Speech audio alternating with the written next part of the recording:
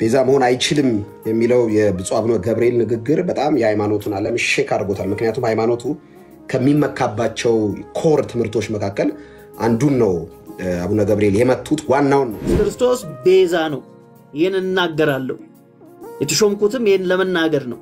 ምን አላደርግም አልዋሽም። እዚህ እውነት ላይ የሃይማኖቱ ዓለም ደግሞ እዚህ እውነት ላይ ይዋሻል ማለት ነው። አሁን ራሱን ለሁሉ ቤዛ ሰጠማ ኢየሱስ አለቀ። አሜን ተባብለን እኮ ነው መለያየት ያለብን። ገባ? በቃ ተስማምተን ተጨባብተን እግዚአብሔር ይባርክ ተባብለን ነው መለያየት ያለብን። በእውነት ቤዛነቷን ቅዱስ ያሬድ መስክሮ አባ ዘጊዮርጊስ ቤዛነቷን መስክሮ እነዚህ ሁሉ ሊቃውንት ሲኦል ከገቡ እነሱ ከሌሉበት ገነት እነሱ ያሉበት ሲኦል ለኔ ይሻለኛል። በእርግጠኝነት ምን አንዳንድ ቪዲዮዎችን ስላየሁ ወደ በኋላ በዚህ ሐሳብ ላይ እንድታነሳ ዝርዝር ጥያቄዎች አሉኝ። ሰሞኑን አከራካሪ በሆነ ጉዳይ ላይ ኢቭን ከወጡ ቪዲዮዎች መካከል በቅርብ አንድ ቪዲዮ አይቻለሁ ከአንድ ሃይማኖተኛ ወንድማችን። ምንድነው የሚለው? ጉንጭ አልፋ ክርክር ነው ያለው የክርስቶስ ኢየሱስን ቤዛነት ቀለል አድርጎ ተራ የመንደር ወሬ እንደሆነ አድርጎ ነው ያለው። ፍጥረት በላይ አድርጋ ሌላ ፖዚሽን ውስጥ ማርያም እንድትገባ የእግዚአብሔር ፍቃድ አይደለም። የሐዋርያቶቹን ትምህርት አይደለም። ኢቭን ማርያም ራሷ የምትፈልገው ነገር አይደለም። ማርያም ራሷ አትፈልገው። እንደዛ ስለሆነች ምን ይሰጣት? እሱ እኮ ነው ጥያቄው። አሁን የሃይማኖቱ ዓለም የሚያደራጀው እኮ የሆነ ነገር ያስፈልጋታል ለማለት ነው። ገባ? ሌላው ሰው የማይሰጥ ለሷ የሚሰጥ ነገር አለ ሊል እኮ ነው ካንተ አፈናጥሮ እሷን ላይ ያደረገ። በእግዚአብሔር አይን አማኞች ሁሉ እኩል ናቸው። አማኞች ሁሉ እኩል ናቸው። ለምን ከተባለ ማርያም የኢየሱስ እናት ብቻ አይደለችም፣ ልጅም ነች። በመንፈሳዊ ዓለም ላይ አይደል? ልጅም ነች። ምንም ጥያቄ የለው። አሁን ሰማይ ሄዶ ሊከራከር ነው አስቧል እንዴ? ለማርያም ስግደት ይገባታል ልትልና ሰማይ ሄደ ማለት ነው። ለበጉ ብቻ ሲሰገድ እያየ እንዴ ለማርያምስ ምናምን ልትል ለማርያምስ ምናምን እንዴ ሚካኤል ራሱ እዛ እየሰገደ እያየ እንዴ ለሚካኤል ራሱ ይገባዋል እኮ ስግደትና ልትል እና ገብቶናል። ከምን እንደወጣን ገብቶናል። ከምን አይነት ስርዓት እንደወጣን ገብቶናል። ለዛ ነው ኢየሱስ ይያል እስከ መጨረሻው ድረስ ምን ቀጥለው። ጸጋ ይብዛላችሁ። ተባረክ። ያው እኔ ኢየሱስን በጣም ነው የምወደው።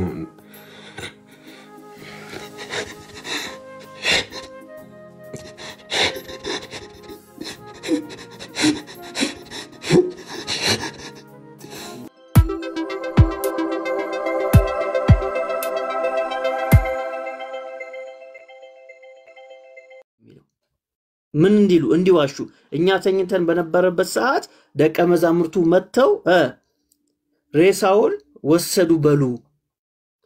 ከዛ የወሬ እስከዛ ድረስ ይወራል እኮ ብሏል አይደል ጻፊው። እና እንደተነሳም እኮ አውቋል። የሃይማኖቱ ዓለም እኮ ያውቃል እንደተነሳ፣ ግን ማመን አይፈልግም። ተነስቶ ራሱ ማሳደድ ነው የሚፈልገው። በዚህ ደረጃ ነው ሃይማኖት ኢየሱስን የሚጠራው። በጻነቱ አሳደዱት። ከዛ ሲያድግ እንዲሰቀል አደረጉት። ከሞተም በኋላ መቃብሩ ላይ ሰው እንዲቆም አደረጉ። ተነስቶ ራሱ ያዩት ማመን አንፈልግም አሉ። ማመን አንፈልግም አሉ። እና ታውቃላችሁ ሮማዊ ወታደር ኃላፊነት ተሰጥቶት ከተኛ ይገደላል። ለዛ አይደል ሐዋርያ ሥራ ላይ ጳውሎስ እስር ቤት በነበሩበት ጊዜ ያመለጡ መስሎት ራሱን ሊያጠፋ ሲል በራስ ላይ አንዳች ነገር እናታድርጋሉት። ለኢየሱስ ሲሆንስ ይህ ሕግ አልሰራም። እንዴት መሰለ? እነዚህ ሮማዊ ወታደሮች ምን አሉ? ተኝተን ነው አሉ። ማን ገደላቸው? ማንም አልገደላቸው። ችግር የለውም ለኢየሱስ ሲሆን ችግር የለውም ዝም ተባሉ ማለት ነው። አየ።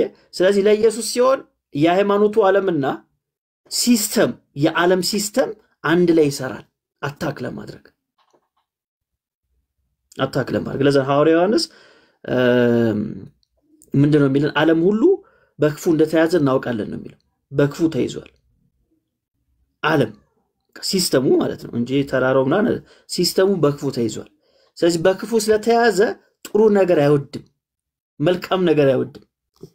መልካም ደግሞ ማን ነው? ጌታችን ኢየሱስ ነው። መልካሙ እረኛ እሱ ነው። ስለዚህ እሱንም አይወድም፣ የሱንም ተከታዮች ይሄ ዓለም አይወድም። ይህ ዓለም አይወድምና ይሄ የሃይማኖት ባህሪ ነው። ወደፊትም ይቀጥላል አይደል? ወደፊትም ይቀጥላል። አይሁዳውያን እችል በየጨርስ አይሁዳውያን በወቅቱ መጽሐፍ የነበራቸው ሰው ናቸው። ሮሜ ምዕራፍ 3 ላይ ሐዋርያው ጳውሎስ እንደሚናገር አይሁዳዊ የመሆኑ ጥቅሙ ምንድነው ካለ በኋላ የእግዚአብሔር ቃላት አደራ ተሰጥቷቸዋል ይላል። ጥቅሙ እሱ ነው አይሁዳዊ መሆን አይደል? የእግዚአብሔር ቃል ተሰጥቷቸው ነበር፣ ብሉይ ኪዳን ተሰጥቷቸው ነበር። ስለዚህ እነዚህ ሰዎች መጽሐፍት አላቸው፣ ያህዌን ያውቃሉ፣ ነቢያቶች አሏቸው። ግን ኢየሱስ ተብሎ ሲመጣ ግን አልወደዱትም አይደል? መጽሐፍት ያላቸው ናቸው፣ አባቶች አሏቸው። ሮሜ 9 ላይ ሐዋርያው ጳውሎስ እንደሚለው አባቶችም የነሱ ናቸው ነው የሚለን። ኪዳን የነሱ ነው ይላል። ሕግ የነሱ ነው፣ ስርዓት የነሱ ነው፣ ልጅነት የነሱ ነው፣ የተስፋው ቃላት የነሱ ናቸው። ከእነርሱም ክርስቶስ መጣ። ሲመጣ አልወደዱትም፣ አልፈለጉትም። ዛሬም ላይ የሃይማኖቱ ዓለም መጽሐፍት አለኝ ይላል፣ ወግ አለኝ ይላል፣ ስርዓት አለኝ ይላል፣ ታሪክ አለኝ ይላል፣ አባቶች አለኝ ይላል። ኢየሱስ ስትለው ግን አይወድም። ስለዚህ ኔቸሩ ነው። በቃ ይሄን ማወቅ አለብን። የሃይማኖት ኔቸሩ ኢየሱስን መጥላት ነው። ኢየሱስን መጥላት ነው ማለት ከቤተ መቅደስ ነው ያባረሩት። ስለዚህ ይጠሉታል። ስለዚህ ዛሬ ላይ በስማም ብሎ ኢየሱስን መጥላት ይችልበታል ሃይማኖቱ አለ እና ዛሬ ላይ ኢየሱስ እንዴት ነው የሚያሳድዱት ከተባለ በአፍ አይደለም አይደል? በስማም በማለት አይደለም። ከአማኞች ልብ ውስጥ ነው ኢየሱስን የሚያሳድዱት። አሁን ላይ ከአማኞች ልብ ውስጥ ነው የሚያሳድዱት። ኢየሱስ ብቻውን እንዳይሆን የአማኞች ልብ ውስጥ ሌላ ነገር በመጨመር ማለት ነው። እንደዛ ነው የሚያስወጡት። ሌላ ነገር በመጨመር ቀጥታማ አይቃወምም፣ ችግር የለውም ኢየሱስ የኛ እንትን ነው ምናምን ይላል አይደል? የጌቶች ጌታ ምናምን ብሎ እኮ ሊቀጣጥል ይችላል። እሱ ችግር የለበትም ይሏል። ግን ከአማኞች ልብ ግን ብቻውን እንዳይነግስ ያስቀምጥልሃል። እከሌን እናቱን መስቀሉን ምኑን ጻድቃኑን ቅዱሱ ምናምን እያለ ልብ ውስጥ ሌላ ነገር ያስገባና ዋን ብቻ ሊከብር የሚገባው ኢየሱስን ያስወጣዋል ማለት ነው። እና አንስተውም በነገራችን ላይ መንፈሱን አንስተውም ስለነበርንበት ነው አንስተው የተለየን ሆነን ሳይሆን ስለነበርንበት መንገዱን ስለምናውቀው ሲስተሙን ስለምናውቀው የሃይማኖትን መንፈስ አንስተው። በጣም ኮመንሊ ያነሳው ፋይናሊ ያነሳው ነጥብ ላይ እኔ ብዙ ጊዜ እናገራለሁ። ሃይማኖተኛ ስለ ኢየሱስ ሲያወራ ውሸት እንደሆነ አውቃለሁ። እኔ አንድ ሃይማኖተኛ ብድግ ብሎ ከጌታ ጸጋና ሰላም ይብዛላችሁ ብሎ ከጀመረ ራሱ ሃይማኖተኛ አላምንም። ለምን? በቅርብም አንዳንድ ቪዲዮዎችን ስላየሁ ወደ በኋላ በዚህ ሐሳብ ላይ እንድታነሳ ዝርዝር ጥያቄዎች አሉኝ። ሰሞኑን አከራካሪ በሆነው ጉዳይ ላይ ኢቭን ከወጡ ቪዲዮዎች መካከል በቅርብ አንድ ቪዲዮ አይቻለሁ ከአንድ ሃይማኖተኛ ወንድማችን። ምንድነው የሚለው? ጉንጭ አልፋ ክርክር ነው ያለው። የክርስቶስ ኢየሱስን ቤዛነት ቀለል አድርጎ ተራ የመንደር ወሬ እንደሆነ አድርጎ ነው ያለፈው።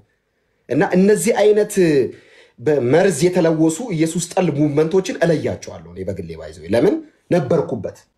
ነበርንበት እንዳልከውም ስለነበርንበት ነው ምንለየው። እና ዝም ብሎ አሁን ካዮ ቅድም የሆነ ቪዲዮ ወደ በኋላ ከፍተዋለሁ ቪዲዮ ሰሞኑን አንድ ጉንጭ አልፋ ክርክር ብሎ ነው ያለፈው የክርስቶስ ኢየሱስን ቤዛነት። ሰማይ የመጨረሻም የመጀመሪያም ፕሮግራሙ ኢየሱስ ኮር ስብከቱ መካከለኝነቱና አዳኝነቱ ነው እንጂ ጉንጭ አልፋ ንግግር አይደለም። ይሄ ቤዛ የሚለው ቃል ባይዘው ተራ የመንደሩ ሞሬ አይደለም። የመጽሐፍ ቅዱስ ኮር ሜሴጅ ነው ባይዘው የክርስቶስ ኢየሱስ መካከለኝነትና ቤዛነት። እና ሃይማኖቱ ያረግና ግን ሽፍት ነው የሚያደርገው ይመስላል። እና እሱን ወደ በኋላ እናነሳለን። አንድ ጥያቄ እዚህ ጋር ኮመንሊ ለአንተ ማቅረብ ፈልጋለሁ። ሌላ ወደ ጉዳያችን እየጠለቀን ስለሆነ ተባረክ። ግን ጸጋ ይብዛልህ። ሜላን እግዚአብሔር ይባርክ በሉት። በሃይማኖቱ ዓለም ከሚነገሩ ቃላቶች መካከል አንድ በጣም ግርም የሚለኝ ቃል አለ። እኔም በነበርኩበት ወቅት ማነሳቸው ይሄ በተለይ የጌታ እናት ጋር በተያያዘ የተወደደች የጌታ እናት ማርያም ጋር በተያያዘ ከፈጣሪ በታች ከፍጥሩ በላይ የሚል አገላለጽ አለ። ሜላይ እግዚአብሔር ከሰው በላይ ከኔ በታች አርጎ የፈጠረው ሱፐርናቹራል ፍጥረት አለ ወይ? መጽሐፍ ቅዱስ ላይ ሰው ነው፣ መልአክ ነው እና እንትን የሆነ ሰው የሚል ነገር አለ ወይ? እንደዚህ አይነት ፍጥረትስ እግዚአብሔር ፈጥረዋል ወይ? ከፈጣሪ በታች ከፍጥሩ ሁሉ በላይ የሚባል አፈጣጠር ሂደት አለ ወይ? ፍጥረት አለ ወይ እንዲህ የሚባል? እና ለምንድን ነው ይሄ አማርኛ የጌታ እናት ጋር መጥቶ እንትን የሆነው? በዚህ ጉዳይ ላይ ሐሳብ እንድትሰጥ ፈልጋለሁ። ተባረክ። ሞዴሬተሮች ቴንኪዩ። ታብታብ የምታደርጉ እንዳታቋርጡ፣ ላይቭ እንዳይቋረጥ፣ አበባ ምናምን የምትሰጡ ሰዎች ቴንኪዩ።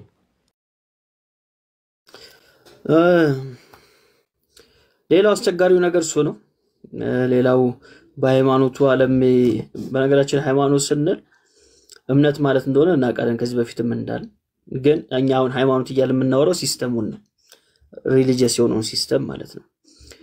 አንዳንዱ መጥቶ የቃላት ጨዋታ ሊያርመን ይሞክራልና እናውቃለን ለማለት ነው። ግን ሲስተሙን ነው ያወራን ያለነው። የተደራጀውን ሲስተም እሱን ነው ሃይማኖት ነው ወይም ሪሊጂየስ የሆነውን አስተሳሰብ። ስለዚህ አንዱ በሃይማኖቱ ዓለም ከተሰራ የብልጠት ታሪክ ውስጥ መካከል አንዱ ይሄ ነው። እግዚአብሔር ያልሰጠውን ቦታ ለማርያም መስጠት። እሱ ምንድነው? እግዚአብሔር ሁላችንም እንድንድን ልጁን ልኳል። የሰው ልጅ ሁሉ እንዲድን ልጁን ልኳል። የሰው ልጅ ሁሉ እንዲድን ስንል እዚህ ውስጥ ማን ትገባለች? ማርያም ራሱ ትገባለች። ምክንያቱም ሰው ስለሆነች ማለት ነው። ስለዚህ የልጇ እሷንም አድኗል፣ እኛንም አድኗል። ስለዚህ እኔ በዳንኩበት መንገድ ነው ማርያም ምድነው። በነገራችን ላይ ማርያም የኢየሱስ እናት ስለሆነች የተለየ ጥቅም አታገኝም። በመዳን ጉዳይ ላይ የተለየ ጥቅም የላትም። የተለየ አድቫንቴጅ የላትም በመዳን ጉዳይ ላይ አይደል? ምን ማለት ነው? እኔም በምድንበት መንገድ ነው ማርያም ምድነው። ሌላ መንገድ የለማ። አንድ መንገድ ነው ያለው፣ እሱም እምነት ነው። ይሄን ደግሞ አባቶች ራሳቸው ተናግረዋል። ለምሳሌ በጣም ትልቅ ስም የሚሰጠው ዮሐንስ አፈወርቅ ምን ብለዋል? ስለ ማርያም መዳን ኢየሱስ አብዝቶ ያስብ ነበር ብሎ ጽፏል። ገባ? ስለ ማርያም መዳን። ስለዚህ ኢየሱስ ምድር ላይ በነበረበት ጊዜ ስለ ማርያም መዳን ያስብ ከነበረ ምን ማለት ነው? ማርያም ኢየሱስን ስለወለደችው ብቻ የዘላለም ሕይወት ታገኛለች ማለት አይደለም። ምክንያቱም እግዚአብሔር በዘመን ስለማይሰራ ዝምድና በሰማይ ስለሌለ ከሰራም መንፈሳዊ ዝምድና ነው የሚሰራው፣ ስጋዊ ዝምድና ሳይሆን ማለት ነው። ለዛ ነው ጌታ እናቴስ ማን ናት ወንድሞቼስ እነማን ናቸው አለ። የእግዚአብሔርን ቃል የሚሰማ የሚያደርግ እሱ ወንድሜም እህቴም እናቴም ነው አለ። በነገራችሁ ላይ እናቴም ነው አለ። አየ። ስለዚህ ምን እያለን ነው? መንፈሳዊ ዝምድና ከስጋዊ ዝምድና ይበልጣል። ይሄን የተናገረው ራሱ ጌታ ኢየሱስ ነው። ራሱ ጌታ ኢየሱስ ነው የተናገረው። ስለዚህ ማርያም የጌታ እናት ነች። መጽሐፉ እሱን ይናገራል። ያመነች ነች። ከሐዋርያቶቹ መካከል ውስጥ ደግሞ ሆና ትጸልይ የነበረች ነች። ስለዚህ ማርያምን ነጥሎ ከሰው ሁሉ በላይ አድርጎ ከእግዚአብሔር ብቻ እግዚአብሔር ለሞት ትንሽ የቀራት ኢኮኖሚ ያደርጉት አገላለጹ ራሱ እኮ እንደዛ የሚመስለው እግዚአብሔር ለሞት ትንሽ የቀራት ግን ከሰው በጣም የምትበልጥ አዮ እንደዚህ አይነት ፍጥረት የለም። በእግዚአብሔር አይን አማኞች ሁሉ እኩል ናቸው። ለምን ከተባለ ማርያም የኢየሱስ እናት ብቻ አይደለችም፣ ልጅም ነች። በመንፈሳዊ ዓለም ላይ አይደል? ልጅም ነች። ምንም ጥያቄ የለውም። እናቱ ብቻ አይደለችም፣ ልጅም ነች አይደል? አይ አይደለችም ካለ አንዳንድ ሰው ሚስት ሊመስለው ይችላል፣ ግን እንደዛ አይደለም። ልጅም ነች ማርያም አይደል? ልጅም ነች። የእግዚአብሔር ልጅ ነች እኮ ማርያም። የኢየሱስ እናት የእግዚአብሔር ደግሞ ልጅ ነች በሌላ አገላለጥ። ስለዚህ ልጅ እስከሆነች ድረስ በመንፈሳዊ ዓለም ላይ ልጆች እኩል ናቸው።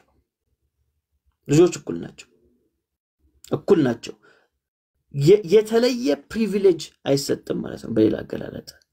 ስለዚህ ከፍጥረት በላይ አድርገ ሌላ ፖዚሽን ውስጥ ማርያም እንድትገባ የእግዚአብሔር ፍቃድ አይደለም፣ የሐዋርያቶችም ትምህርት አይደለም። ኢቭን ማርያም ራሷ የምትፈልገው ነገር አይደለም። ማርያም ራሷ አትፈልገው። እንደዛ ስለሆነች ምን ይሰጣት? እሱ እኮ ነው ጥያቄው። አሁን የሃይማኖቱ ዓለም ይሄን የሚያደራጀው እኮ የሆነ ነገር ያስፈልጋታል ለማለት ነው። ገባ? ለሌላው ሰው የማይሰጥ ለሷ የሚሰጥ ነገር አለ ሊል እኮ ነው። ካንተ አፈናጥሮ እሷን ላይ ያደረጋት። ገባ? ሌላ ነገር ለመስጠት እንዲመቸው ነው። ስለዚህ ከሰው ሁሉ በላይ ነች ከተባለ እነዛማ ከሆነ ታዲያ የሚሰጣት ነገር አለ ብለን እንታስብ ያደርጋል። ከዛ ትጠይቃለህ ታዲያ ምንድነው ሊሰጣት የሚያስፈልገው ስትል ምን ይላል? ስግደት ይላል። አየ ይሰራዋል። የተለየ ክብር ይላል። የዓለም ቤዛ ይላል። 120 ስሞች ይሰጣታል። በሃይማኖቱ ዓለም 120 ስም ነው ያላት ማርያም 120 ስሞች ይሰጣታል።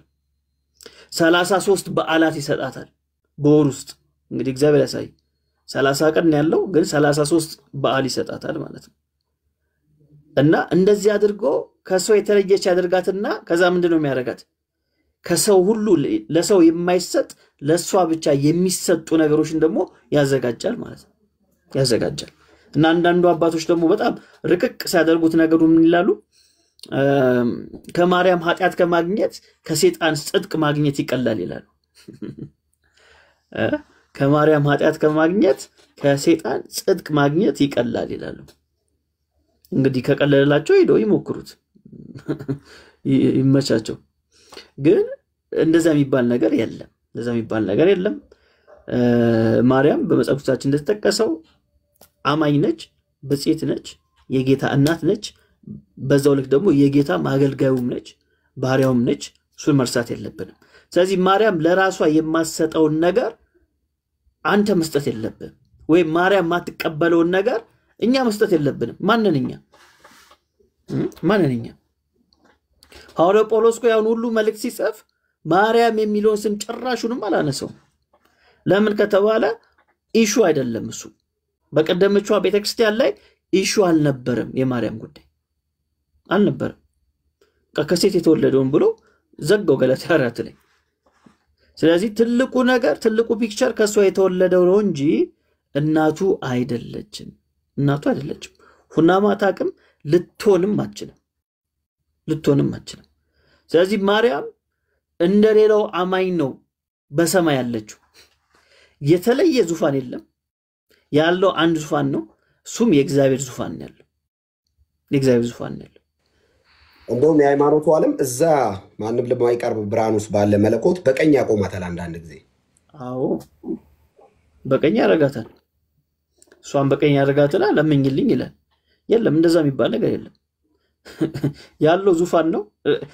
ቢኖርማ ዮሐንስ ይነግረን ነበር። እንግዲህ የቅርብ ወዳጇ ነው ዮሐንስ አይደል? በመስቀል ላይ ጌታ በነበረበት ጊዜ ማርያም እና ዮሐንስ ነበሩ። በዛ ምክንያት እነሆ እናትህ እነሆ ልጅሽ አላት ጌታ አይደል? ከዛ ጊዜ ጀምሮ ወደ ቤት ወሰዳት ብሎናል። እና ሲያይ ራዕየ ዮሐንስ ላይ ሲያይ ዮሐንስ እንግዲህ ያ ነገር ቢኖር ነው ይነግረን ነበር አይደል? ከዙፋኑ ጎን የንግስቲቱ ደግሞ ቦታ ነበር፣ የማርያም ቦታ ነበር ብሎ ይጽፍልን ነበር። ግን የለም ያለው አንዱ አምላክ ነው። ካህናቶቹ የሚሰግዱት ለዚህ ጌታ ነው። መላእክቶች የሚሰግዱት ለዚህ ጌታ ነው። ሌላ ነገር የለም። ስለዚህ ምን እያልኩ ነው? ማርያም በሰማይ እግዚአብሔርን ከሚያመልኩት ወገን ነች። እየሰገደች ነው፣ እየዘመረች ነው ያለችው። ስለዚህ በሰማይ የማታደርገውን ለማርያም በምድር ለምንድን ነው የምታደርገው? አሁን በሰማይ ሄደ ለማርያም ሰግዳለህ ወይ? በሰማይ ሄደ ለማርያም ዘምራለህ ወይ? አይዘመርም። እሷም እየዘመረች ነው ያለው። ስለዚህ በሰማይ የማታደርገው ለምንድን ነው በምድር የምታደርገው? ማለት እዚህ የምታደርገው ነው በሰማይ የሚቀጥለው። ስለዚህ ለማርያም የምትሰግድ ከሆነ እዛ መስገድ ነበረብህ፣ ግን አይሰገድም እዛ። ስለዚህ ያንተ ቦታ ሰማይ አይደለም፣ የእግዚአብሔር መንግስት አይደለም ያንተ ቦታ ማለት ነው። ሌላ ቦታ ነው ያንተ ቦታ፣ ሌላ ቦታ ነው ማለት። እጣን የሚያጥኑት ለማን ነው? ለአንዱ ጌታ ነው። ያው እጣን ሲባል እዛ እጣን የሚጨሰው እንዳታስቡ። ግን ምሳሌያዊ ያኔ በብሉይ ኪዳን የነበረውን ከጸሎት ጋር የሚገናኝ ሐሳብ ስለሆነ እንደዛ ብሎ ዮሐንስ ይነግረናል። ስለዚህ ያ የሚደረገው ለማን ነው? ለእግዚአብሔር ነው የሚደረገው። ሽማግሌዎቹ ምንድን ነው ያደረጉት? ክራውናቸውን እያነሱ አስቀምጡለት ለበጉ። ለምን? ታርዳሃልና ይገባሃል እያሉ ማለት ነው። ስለዚህ ማርያም የምትለው ይሄን ነው፣ ታርዳሃልና ይገባሃል ነው የምትለው። ሐዋርያቶቹ የሚሉት ይሄን ነው፣ ታርዳሃልና ይገባሃል ነው የሚሉት። ስለዚህ እኛም ስንሄድ ይህንኑ ነው የምናስቀጥለው ማለት ነው። ይህን ነው የምናስቀጥለው። ስለዚህ ከማርያም ጋር እንዲህ ቁጭ ብለህ እንዲህ ቆመህ ነው የምታመሰግነው ማለት ነው፣ የምታመሰግነው። ስለዚህ እዚህ ምድር ላይ ሰማይ ላይ ማታደርገውን ምድር ላይ አታድርገው። በተለይ መንፈሳዊ በሆነ ጉዳይ ላይ እና የሃይማኖቱ ዓለም ያልገባው ነገር ይሄ ነው። አሁን ሰማይ ሄዶ ሊከራከር ነው አስቧል እንዴ ለማርያም ስግደት ይገባታል አንልትና ሰማይ ሄደ ማለት ነው። ለበጉ ብቻ ሲሰገድ እያየ እንዴ ለማርያምስ ምናምን ልትል ለማርያምስ ምናምን እንዴ ሚካኤል ራሱ እዛ እየሰገደ እያየው እንዴ ለሚካኤል ራሱ ይገባዋል እኮ ስግደት ነው ልትል ነው።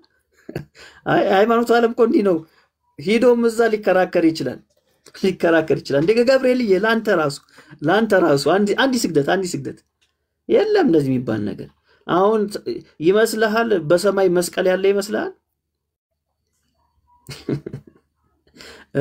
እፀ መስቀል ያለ ይመስልሃል በሰማይ? የለም እንዲህ የሚባል ነገር የለም። አይቀጥሉም እነዚህ ነገሮች። ስለዚህ ለፀ መስቀሉ አንዲ ስግደት ሰግዳለሁ አሁን እዚህ እንደለመጥከው ማለት ነው። ለአብ አንዲ ስግደት፣ ለወልድ አንዲ ስግደት፣ ለመንፈስ ቅዱስ አንዲ ስግደትና ለማርያም አንዲ ስግደት ሰግዳለሁ፣ ለመስቀሉ አንዲ ስግደት ሰግዳለሁ እንደምትለው አሁን ላይ ሂደዛ እንደዛ የሚባል ነገር የለም። ስግደት አከፋፋይ አይደለም። የክፍፍል ስግደት አናውቅም። የወኪል አከፋፋይ እንደሚባለው እኮ ነው። ለአብ አንድ፣ ለወልድ ከዛ ደስ ለማርያም ከዛ ለመስቀሉ እያደረጉ ያከፋፍላሉ። ሰማይ ክፍፍል የለም ወዳጄ። ሰማይ ለአንዱ ጌታ ስግደት አለ። በቃ ያመልኩታል፣ ሰግዱለታል። እኛም እሱን ነው የምናስቀጥለው። በዚህ መንገድ ልናየው እንችላለን። ሙባረክ ሜላዬ ጌታ ዘመንን ይባርክ። ታብታብ የምታደርጉ ወንድሞች ሴቶች አንዴ ታብታቡን 200 ሺህ ያስገቡና ኮፒ ሊንኩን 20 ሺህ እናስገባ። ከዛ ላይቭ እንዳይቋረጥ ስለፈለኩ ነው። ጸጋ ይብዛል። በጣም ቆንጆ ሀሳብ እያነሳን ነው። አሁን ወደ ኮመንሊ ወደ ተገናኘንበት ጉዳይ እየገባው ነው የሚገኘው። በተለይ ደግሞ ሰሞኑን ከሃይማኖት ዓለም ላይ ድንብርብር ከፈጠሩ የትምህርቶች መካከል የክርስቶስ ኢየሱስ ቤዛነትና ማንም ፍጡር ቤዛ መሆን አይችልም የሚለው የብፁዕ አቡነ ገብርኤል ንግግር በጣም የሃይማኖቱን ዓለም ሼክ አድርጎታል። ምክንያቱም ሃይማኖቱ ከሚመካባቸው ኮር ትምህርቶች መካከል አንዱን ነው አቡነ ገብርኤል የመቱት። ዋናውን የሚባለውን የሃይማኖት እድሜ ማራዘሚያ የነበረውን ትምህርት ነው ድብልቅ ያደረጉት እና ከሳቸው በትምህርት ምት ጋር ተያይዞ በርካታ ሀሳቦች ተነስተዋል። ከተነሱት ሀሳቦች መካከል እዚህ ፕላትፎርም ላይ የሃይማኖቱ ቤተ እምነት ቅበተ እምነት ጠበቃ ነን ከሚሉ ወንድሞች ከተሰነዘሩ ነጥቦች መካከል እንጀምር። የመጀመሪያው የክርስቶስ ኢየሱስ ብቸኛ ቤዛነትን ከብር ለማድረግ የተካሄደበት ርቀት ወይም ደግሞ ኢየሱስ ክርስቶስ ብቸኛ ቤዛ አይደለም ለማለት ከሃይማኖቱ ዓለም ከተሰነዘሩ ፖይንቶች መካከል የክርስቶስ ኢየሱስን ቤዛነት ከበር ለማድረግ እንትንም ቤዛ ተብሏል፣ ብርም ቤዛ ተብሏል፣ ሙሴም ቤዛ ተብሏል፣ እንትን ቤዛ ተብሏል፣ የሆነ ነገር ቤዛ ተብሏል ብለው ኢየሱስን ቤዛነት ለመሸፈን እና የክርስቶስ ኢየሱስን ቤዛነት የወንጌሉን ዋና ኮር ፖይንቱን የአዲስ ኪዳን የመጨረሻ መልእክት የሆነውን እግዚአብሔር ልጁን ኢየሱስ ክርስቶስን በመስቀል ላይ በሞተ ጊዜ የሰራውን ያንን የተወደደውን የማዳን ፕሮግራም ዲስግሬድ ለማድረግ ወይም ደግሞ ዝቅ ለማድረግ ከተሄዱ ርቀቶች መካከል አንዱ ልስልስ የምትመስል ሜሎስ ተመልሰህ ትመጣለህ ቤት ተስፋ አደርጋለሁ። ልስልስ የምትመስል ነገር ግን የክርስቶስ መስቀል ኢየሱስን ወይም ደግሞ ቤዛነቱን ከምትቃወም አስተምሮ መካከል አንደኛዋ የክርስቶስ ኢየሱስ ቤዛነት ሲነሳ ሌሎች ጥቅሶች ተነስተዋል። አሁን መጽሐፍ ቅዱስ ላይ የተመዘዙ ስለ ቤዛ ከቤዛ ጋር ተያይዘው የተነሱ ጥቅሶች ለምንድን ነው የመጡት? ለምንድን ነው ኢየሱስ ቤዛ ነው ሲባል እንትንም እኮ ቤዛ ነው የሚል ተመሳሳይ ጥቅስ የሚመስሉ ተመዘው የመጡት በሃይማኖቱ ዓለም ለምንድን ነው?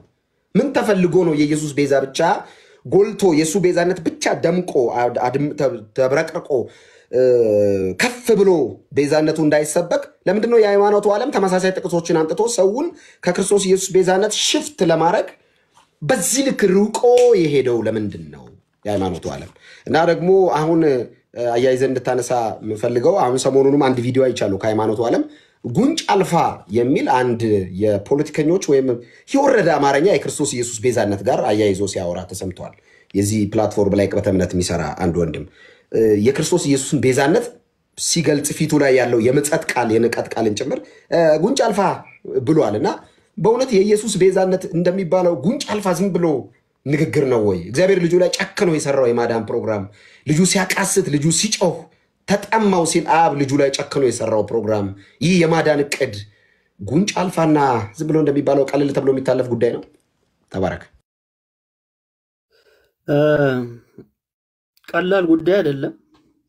መጀመሪያው ጥያቄ ያነሳው ነው ለዚህ መልስ ሊሆን የሚችለው ኢየሱስን የሃይማኖቱ ዓለም ያን ያህል ፍቅር የለውም ለኢየሱስ አይደል? ቅድም እንዳልነው ፍቅሩ የለውም። ኢየሱስ ልክ ሂንዱይዝም ላይ እንዳለው ማለት ነው። በሂንዱይዝም ያም አምላክ ነው ያም አምላክ ነው እንዳንዱ አምላክ ማለት ነው። እና ኢየሱስን እንደው ከአንዱ ጻድቅ በተለየ መንገድ እኔ ፍቅር አላቸው ብዬ አላስብም። እንደዛ ነው ብዬ አላስብም። የሃይማኖቱ ዓለም የሚያውቀው አንድ ነገር ምንድነው? መዋሸት ያውቃል። ይዋሻል፣ በጣም ይዋሻል። ምን ላይ ነው የሚዋሸው ከተባለ ክርስቶስ ላይ ይዋሻል። እና የሃይማኖቱ ዓለም ከሚዋሸው ነገር አንዱ ይሄ ነው። የኢየሱስን ብቸኛ ቤዛነት ላይ ይዋሻል። ብቻውን ቤዛ ማድረግ ወይም የቤዛነትን ስራ ለኢየሱስ ብቻ መስጠት አይፈልግም የሃይማኖቱ ዓለም። ለዚህ ደግሞ አንድ ማሳያ ልስጥ። ሐዋርያው ጳውሎስ የተናገረው አንደኛ ጢሞቴዎስ መልእክት ምዕራፍ 2 ቁጥር 6 ላይ እንደዚህ ይላል፣ ራሱንም ለሁሉ ቤዛ ሰጠ፣ ይህም በገዛ ዘመኑ ምስክርነቱ ነበር። እኔም ለዚህ ነገር አዋጅ ነጋሪና ሐዋርያ በእምነትና በእውነትም የአሕዛብ አስተማሪ ለመሆን ተሾምኩ። እውነትን እናገራለሁ አልዋሽም ይላል። ተመልከታው ሐዋርያው ጳውሎስ ምንድነው ያለው? ራሱንም ለሁሉ ቤዛ ሰጠማ ጌታ ኢየሱስ። ከዛስ እኔም አለ ለዚህ ነገር አሁን ለተናገርኩት ነገር ምንድነኝ? አዋጅ ነጋሪና ሐዋርያ በእምነትና በእውነትም የአሕዛብ አስተማሪ ለመሆን ተሾምኩ አለ። እውነትን እናገራለሁ እንጂ አልዋሽም። ስለዚህ እውነትን እናገራለሁ። ምንድነው እውነቱ? ኢየሱስ ክርስቶስ ቤዛ ነው። ይሄን እናገራለሁ። የተሾምኩትም ይሄን ለመናገር ነው። ምን አላደርግም? አልዋሽም። እዚህ እውነት ላይ የሃይማኖቱ ዓለም ደግሞ እዚህ እውነት ላይ ይዋሻል ማለት ነው። አሁን ራሱን ለሁሉ ቤዛ ሰጠማ ኢየሱስ አለቀ። አሜን ተባብለን እኮ ነው መለያየት ያለብን። ገባ? በቃ ተስማምተን ተጨባብተን እግዚአብሔር ይባርክ ተባብለን ነው መለያየት ያለብን። ግን የሃይማኖቱ ዓለም ደስ አይለውም። በሚያሳዝን ሁኔታ ደስ አይለውም። ቆይ አንድ ነገር ልጠይቅ። የሃይማኖቱ ዓለም ለኢየሱስ የሰጠው ለማርያም ያልሰጠው ምን አለ? ምን አለ? ምንም የለም። እኩል ይሰግዳል፣ እሷም ለሱ ይዘምራል፣ እሷም ለሱ ምንም የተለየ እኩል ነው። የተለየ ነገር ለኢየሱስ ያደርጋል ምንም የለም። ይሄን የእውነት ኦርቶዶክሳውያን እዚህ ያላችሁ ያያችሁን ያላችሁ አላችሁና እስቲ ራሳችሁን ቆም ብላችሁ አስቡ። ከቃላት ጀምሮ ለኢየሱስ የምትሰጡትና ለማርያም የምትሰጡት ምን የተለያየ ነገር አለው? ምንም የለም። ኢየሱስን ቤዛ ማርያምን ቤዛ፣ ኢየሱስን ማዳይ ማርያምን ማዳይ፣ ምንም የተለየ ነገር የለም። ለኢየሱስም ትዘምራለህ፣ ለማርያም ትዘምራለህ። እንደውም አብልጠነው ለማርያም ትዘምረው፣ ለምሳሌ ኮሌክሽኖች አሉ በኦርቶዶክስ ቤተክርስቲያን። እንግዲህ አሁን ላይ ያለውን ባላቅም እኛ በነበርንበት ዘመን ኮሌክሽን ምናምን ይሰራል። ማለት የሆነ ዝማሬ ስትሰራ ለማርያም ለእግዚአብሔር ምናምን ትሰራለህ። አንድ አልበም ላይ የተለያዩ ዝማሬዎች ያስፈልጋሉ እና እዛ ዝማሬ ላይ ለማርያም ከሌለው ጥያቄ ምልክት ይደረግብህ ነበር። ማለት ሙሉ አልበም ለእግዚአብሔር ብቻ ከሆነ የተሰጠው ጥያቄ ምልክት ይደረግብሃል፣ ልክ አይደለም ይባላል። ግን ሙሉ አልበም ለማርያም ብቻ ስትዘምር ግን ምንም አትባል። ማንም ጥያቄ ያነሳብህ። አስታውሳለሁ ውዳሴ ለአምላክ የሚል አንድ ዝማሬ አዘጋጅተው ያው መዝሙር ያዘጋጀው አንዱ እንኳን አሁን ተመልሷል ኦርቶዶክስ እና አዘጋጅተው ለአምላክ ብቻ ብለው ሙሉ ለሙሉ ለአምላክ ብቻ ነበር የሰጡት ዝማሬው። እና ውዳሴ እግዚእ ነው ውዳሴ እግዚእ እና ተመልሷል ወዳጃችን አንዱ ያዘጋጀው ማለት ነው። እና ሊያስመርቁ ምናምን ስላሴ 4 ኪሎ ስላሴ ሊያስመርቁ ምናምን ሞክረው እምቢ ተባሉ። አይሆንም ተባሉ። ከዛ በኋላ አዳራሽ ተመረቀ ማለት ነው። ግን እነ ዘማሪ እንግዳ ወርቅ በቀለ ሙሉ ለማርያም ዝማሬ አላቸው። ሙሉ አልበም ለማርያም ብቻ፣ ማንም ምንም አይላቸው። ገባ? ስለዚህ በዚህ ደረጃ ነው ኢየሱስን ለብቻው ማንገስ አይፈልጉም። ቀንንም ተመልከት። ለምሳሌ በስድስት ኢየሱስ ይውላል ይላል፣ ግን አብሮ ማን አለች? አርሴማ አለች። ስለዚህ እያንዳንዱ ላይ ምን አለ? ድርብ በዓል ነው ያለው፣ ለብቻው የለውም። እያንዳንዱ በዓል ብታይ እንደዛ ነው ያለው። ስለዚህ ኢየሱስን ብቸኛ ቤዛ ብሎ መጥራት የሃይማኖቱ ዓለም አይወድም እንደዚህ ነገር እንዴ። ይገባዋል ብሎ ስለማያስብ እኮ ነው። ይገባዋል ብሎ አያስብም። ለማርያም ሲሆን ግን ምን ይላል? ይገባታል ብሎ ነው የሚያስቡት። ለማርያም ሲሆን ይገባታል ብሎ ነው የሚያስቡት። በጣም አንድ ከዚህ ጋር በተገናኘ አንድ ድምጽ ላሰማችሁማ። አንድ ድምጽ ላሰማ። እስከምን ደረጃ የሃይማኖቱ ዓለም ሰሞኑን የተለቀቀ ቪዲዮ ላሰማችሁ ምን እንደሚል ሰውየው። አንድ ሊቃውንት የሚባል ሰውዬ የምን ሊቅ እንደሆነ ጌታ ያውቃል እንጂ ላሰማ ምን እንደሚል ሰሞኑን በተነሳው ጉዳይ ላይ በተለይ ከመዳን ጋር ተገናኝቶ ስማው።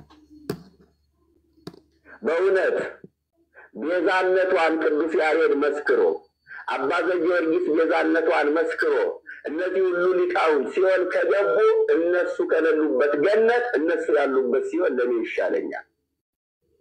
በእርግጠኝነት ምነግራችሁ እንግዲህ ሊቃውንት የሚባል ሰው ነው፣ ቀለም ወርቅ የሚባል ሰውዬ ማለት ነው። ቤዛነቷን ቅዱስ ያሬድ እዚህ ቲክቶክ ላይም አለ እና ምንድን ያለው እነዚህ አባቶች የማርያም ቤዛነት ለማርያም ያን ሁሉ ምስጋና ያመሰገኑ እና አባ ጊዮርጊስ ዘጋስጫ አሁን ላይ ሲኦል ከሆነ ያሉት እነሱ ከሌሉበት ገነት እነሱ ያሉበት ሲኦል ይሻለኛል አለ። እንግዲህ የሚሻለው እሱ ያውቃል፣ ግን እኛ ባይሻላችሁ ይሻላል ነው የምንለው። አየ ምን ማለት ነው መሰለ? ገነት ውስጥ እግዚአብሔር እንግዲህ ገነት የሚያስበለው የእግዚአብሔር መኖር ነው አይደል? እግዚአብሔር ኑሮ ተመልከተ፣ እግዚአብሔር ኑሮ አባ ጊዮርጊስ ዘጋስጫ ከሌለ ገነት ውስጥ አልፈልገውም። በሌላ አገላለጥ ምን ይያለን ነው? እግዚአብሔርን አልፈልገውም፣ አባ ጊዮርጊስ ዘጋስጫ ይበልጥብኛል።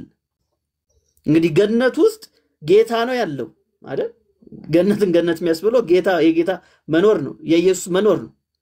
ግን ኢየሱስ ኑሮ ቅዱስ ያሬድ ከሌለ ዛገነት ውስጥ አልፈልገውም። ያን ገነት ከያሬድ ጋራ ሲኦል መሆን ይሻለኛል። ያው ቃል በቃል ያለው ነው። ስሙት። በእውነት ቤዛነቷን ቅዱስ ያሬድ መስክሮ፣ አባ ዘጊዮርጊስ ቤዛነቷን መስክሮ፣ እነዚህ ሁሉ ሊቃውንት ሲኦል ከገቡ እነሱ ከሌሉበት ገነት እነሱ ያሉበት ሲኦል ለኔ ይሻለኛል። ሲኦል ይሻለኛል የሚል ሊቅ እና የሚከተል ሰው እንዴት ነው ገነት የሚገባው? ሲኦል ይሻለኛል ብሎ የመረጠ መምህር፣ የሃይማኖት መምህር ጌታ ለዚህ ነው እናንተ ማትገቡም የሚከተሏችሁም ሰዎች አይገቡም ማለት ሰው እንዴት በዚህ ደረጃ እንደዚህ ይላል? አባ ጊዮርጊስ ዘጋስጫ ከሌለበት ገነት። ከዚህ በፊትም እንትናም ሲናገር ሰምቻለሁ። ዲያቆን ዳንኤል ክብረት ተክለ ሃይማኖት ከሌሉበት ገነት ተክለ ሃይማኖት ያሉት ሲኦል ይሻለኛል ብሎ እሱም ሲያወራ ነበር፣ ሲሰብክ ነበር ከዚህ በፊት። አሁን ደግሞ ይሄም ራሱ አባ ጊዮርጊስ ዘጋስጫ ይለናል። እነሱ ከሌሉበት ለምን መሰለ? ለማርያም ያላቸው አምልኮተ ማርያም አምልኮተ ማርያም ነው። ምክንያቱስ አባ ጊዮርጊስ ዘጋስጫ ለማርያም ያን ሁሉ ድርሰት ጽፎ ያን ሁሉ ምስጋናን ጽፎ ሲኦል ከገባ እንዴ ከሱ ጋራ ሲኦል ቦን ይሻለኛል። እንደው እንትን አረገው እኮ ሲኦልን 4 ኪሎ ያለው እኔ የወዳጅነት ፓርክ አረገው። ዝም ብሎ ቁጭ ለምትዝናናበት ነው የመሰለው። ውዳሴ ማርያም እንኳን አደግምም ሲኦል ወዳጄ። አንዳንድ ሰው እኮ በጣም እኮ ነው የሚገርም ማለት በዚህ ደረጃ እንዴት ሰው የልቦና እውር ይሆናል? በዚህ ደረጃ ማለት ሲኦል ይሻለኛል ብሎ የሚያስብ ሰው አለ? አየ ገነት ራሱ ለምን እንደሚገባ ፐርፐዙን አያውቅም። ይሄ የገነትን ፐርፐዝ ራሱ አያውቅም። ማለት ገነት የምትገባው እኮ ቅዱስ ያሬድን ለማግኘት አይደለም። ምን ሆነሃል? አይደለም እኮ አይደለም። ቅዱስ ያሬድ ይቅርና ሐዋርያው ጳውሎስን ለማግኘት አይደለም እኔ ገነት የምመርጠው እንዴ ወዳጄ። ምን ማለት ነው? ካገኘሁት እሰየው። ግን ለጳውሎስ ለማግኘት ብዬ አይደለም የምሄደው። እኔ ዮሐንስን ለማግኘት ብለህ ነው እንዴ ገነትን የምትመርጠው? የጌታ እናት ማርያም ለማግኘት ነው እንዴ ገነት የምትመርጠው? ምን ማለት ነው? እንደሱ አይደለም። ሲጀመር ገነት የሚለው ኮንሰፕት ምንድነው ነው? የእግዚአብሔር ህልውና ነው። አዳም እኮ ገነት ውስጥ ሆኖ ነው ከእግዚአብሔር ሲሮጥ የነበረው አይደል? አዳም ገነት ውስጥ ሆኖ ነው ከእግዚአብሔር ሲሸሽ የነበረው። ተሸሸኩ ፈራው ያለው እኮ ገነት ውስጥ ነው። ለምንድን ነው ከተባለ ከእግዚአብሔር ህልውና ራቀ፣ ኃጢአትን ሰራ፣ በደለ። ስለዚህ አንድን ገነት የሚያስብለው ምንድነው? ከእግዚአብሔር ጋር ያለ ፌሎሺፕ ነው። እኛ እንኳን እንደዚህ ልንል ይቅርና እዚሁ ምድር ላይ ከሆነን ገነት ገብተናል ምንል ሰዎች ከሆነን ምን ዘምር ሰዎች ከሆነን ልዩነታችን እኮ እንደዚህ ነው። እነሱ ጭራሽ አንፈልገውም ሲኦል ይሻለናል ሲሉ፣ እኛ ደግሞ ጭራሽ እዚሁ ምድር ላይ ሆነን ገነት ገብቻለሁ እዚሁ ምድር ላይ እያልን ቅኔ እንቀኛለን። እና መንቃት ካስፈለገ ኦርቶዶክሳዊ አንድ ነው መንቃት ያለብን።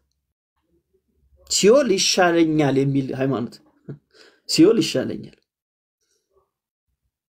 እና ስታስበው የማያምኑትን ሰዎች ልቦና የዚህ ዓለም አምላክ አሳወረ አይደል የሚለው ሐዋርያው ጳውሎስ ሁለተኛ ቆሮንቶስ 4 ላይ በቃ ታውሯል እነዚህ ሰዎች እንጂ ሰው በጤነኛ አይምሮ ሲኦልን በጭራሽ ሊመርጥ አይችልም። በጭራሽ ሊመርጥ አይችልምና ይሄን ይመስላል። ግን ገነት ይሻላችኋል። እኛ እንደ ወንድም እንመክራችሁ ገነት ይሻላችኋል፣ ሲኦል ይቅርባችሁ። አይ አንፈልግም ካላችሁ እንግዲህ የሚበጃችሁ እናንተ ታውቃላችሁ። ጌታ ይባርክ። በጣም ቆንጆ ሐሳብ እያነሳን ነው የምንገኘው። ወደ ኮር ፖይንቱ ደግሞ አሁን መተናል። የክርስቶስ ኢየሱስ ብቸኛ ቤዛነት ወይም ደግሞ ኢየሱስ ቤዛ ነው፣ ሊቀ ካህን ነው፣ አማላጅ ነው፣ መካከለኛ ነው። በአብ ዘንድ የሚታይልን እሱ ነው መጽሐፍ እንደሚናገረው። የሃይማኖቱ ዓለም ደግሞ ኢየሱስ አማላጅ ነው ስንለው ኢየሱስን ያሳነስ ነው ይመስለዋል ላይ እና አንተ አታፍርም አለኝ አንዱ እና እንደዛ ነው የሚሉን። አታፍርም ኢየሱስ አሁን ይለምናል እያልክ ነው? እመቤቴ እያለች አሁን ኢየሱስ ስራ ገብርኤል እያለ ምናምን ይላልና እግዚአብሔር ይገስጸው። እኔ ሊትራሊ አጋንንት ያለበት ሰው ይሻላል። ሃይማኖት ውስጥ ከገባ ጸረ ኢየሱስ እንቅስቃሴ ፊት ለፊት አጋንንት ያለበት ሰው ጸልዬ ትሸኛለህ። ይሄን ምን ታደርገዋለህ? ይሄ ከባድ ነው። አሁን አንድ ሰው አጋንንት ኖሮበት የሆነ ነገር ቢል ትጸልያለህ በጌታ በኢየሱስ ስም ብትበለ።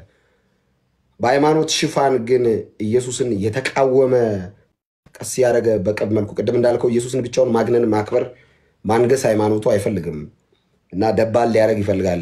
አምልኮ ይቆርሳል፣ ስግደት ይቆርሳል፣ መዝሙር ይቆርሳል ሃይማኖት።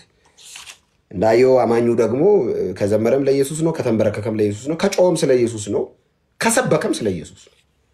ሌላ ወሬ የለም። እና የክርስቶስ ኢየሱስ ቤዛነትና መካከለኝነት ለምንድነው በዚህ ልክ ሃይማኖቱን ሰፈር የነቀነቀው? ለምንድነው ሰይጣንስ ኢየሱስ ቤዛ ነው ሲባል ድንግጥቅጥ የሚለው? ለምንድነው የሆነ ፍጡር ቤዛ ነው ሲባል ምንም ያለና ሃይማኖት ምንም ያልሆነ ቤዛ ሲባል እንዲህ ወደዚህ ነፋስ ወደዚህ አድርጎ ወደዚህ እንደሚያደርገው እንዲህ ድብልቅልቅልቅ ያለው ምን የተለየ ነገር ተነግሮ ነው? ኢየሱስ ቤዛ ነው የተባለው፣ ሌላ ቤዛ የለም ነው የተባለው። ለምንድነው የሚጠሉት ኢየሱስን? የሚጠሉትን ሴንስ ከኢየሱስ ቤዛነት ጋር ያላቸው ችግር ምንድን ነው የሚለው ላይ በስፋት ሀሳብ እንድታነሳ ፈልጋለሁ። ጸጋ ይብዛልህ። ተባረክ። ኮፒ ሊንክ የምታደርጉ ሰዎች አንዴ ኮፒ ሊንኩን አፍጥኑት፣ 20 ሺህ ያስገቡ። ተባረኩ። ኮሜንት በኋላ ጽፋላችሁ። ለምን መሰለ ቤዛ ስንል ምን ማለት ነው? ቤዛ ስንል እንግዲህ ሰሞኑን የተለያየ ትርጉም ስንሰማ ነበር። ያ ሁሉ እንዳለ ግን በጣም ማትኮር ያለብን አንድ ትርጉም አለ። ስለ ቤዛነት ስናወራ ብዙ ጊዜ ምትክ ምናምን ሲባል ሰምተናል። ቤዛ የሚለው የማስለቀቂያ ገንዘብ ማለት ነው። የማስለቀቂያ ገንዘብ ማለት ነው።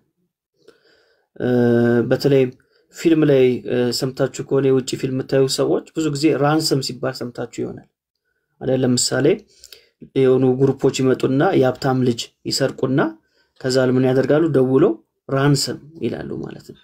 ምን ማለት ነው? ይሄን ያህል ክፈሉ፣ ለምሳሌ $100,000 እና $1 ሚሊዮን ክፈሉን ይላሉ። ስለዚህ እሱ ራንሰም ይባላል። ምን ማለት ነው? የማስለቀቂያ ገንዘብ። ያን ልጅ የማስለቀቂያ ገንዘብ ነው። ስለዚህ አሁን ኢየሱስ ብቸኛ ቤዛ አይደለም የሚሉ ሰዎች ያልዳኑ ሰዎች ናቸው። አሁን ኢየሱስ ቤዛችን ነው ስንል ይህን የማስለቀቂያ ገንዘብ ከፍሎልናል እያልን ነው። እሱ ምንድነው? ሞቱ ማለት ነው፣ ገንዘብ አይደለም። ለዛ እኮ ነው በገዛ ደሙ የዋጃትን ይላል አይደል ቤተክርስቲያንን። ስለዚህ ኢየሱስ የከፈለው ምንድነው ከተባለ ደሙን ነው የከፈለው፣ ህይወቱን ነው የከፈለው። ስለዚህ በዛ ህይወቱ አማካይነት እኛ ታስረን ነበር። ሁላችንም ኤፌሶን ምዕራፍ 2 ላይ እንደሚናገረው በሰማይ የሚሰራው ለዛኛው አለቃ እንታዘዝ ነበር። ኃጢያተኞች ነበር፣ በደለኞች ነበር። ስለዚህ ከዚህ እስራት የጌታችን የኢየሱስ ክርስቶስ ሞት ከፍሎ ነፃ አወጣን ማለት ነው። ስለዚህ ነፃ ያወጣን ሰዎች ስለሆነን ነፃ ያወጣን ደግሞ ማን እንደሆነ ስለምናቅ እሱም ብቻ ቤዛችን እንለዋለን። እሱም ብቻ ቤዛ ብሎ የማይጠራ ሰው ያልዳነ ሰው ነው፣ ነፃ ያልወጣ ሰው ነው። ይህ የነፃነቱ ሰነድ ያልገባው ሰው ነው። ለዛ ኢየሱስ ገና የመጣበት ምክንያት ምን ነበር ስንል የማርቆስ ወንጌል ምዕራፍ 10 ቁጥር 45 ላይ ራሱ ጌታችን ኢየሱስ ክርስቶስ ይናገራል። ምን መሰለ የሚለው ላንብብላችሁማ።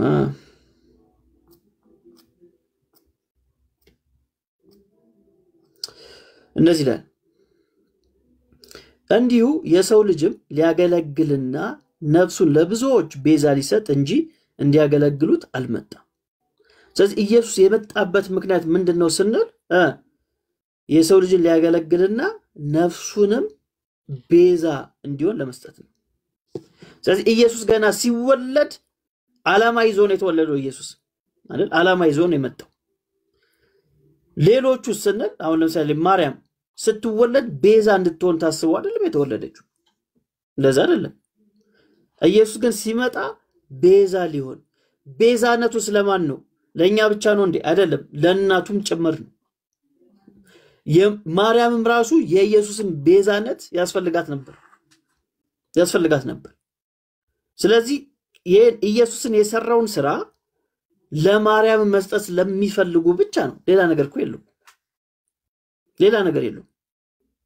ቅድም እንዳልኩት ነው ለኢየሱስ የሚሰጡት ለማርያም የማይሰጡት ነገር የላቸው፣ ምንም የላቸው።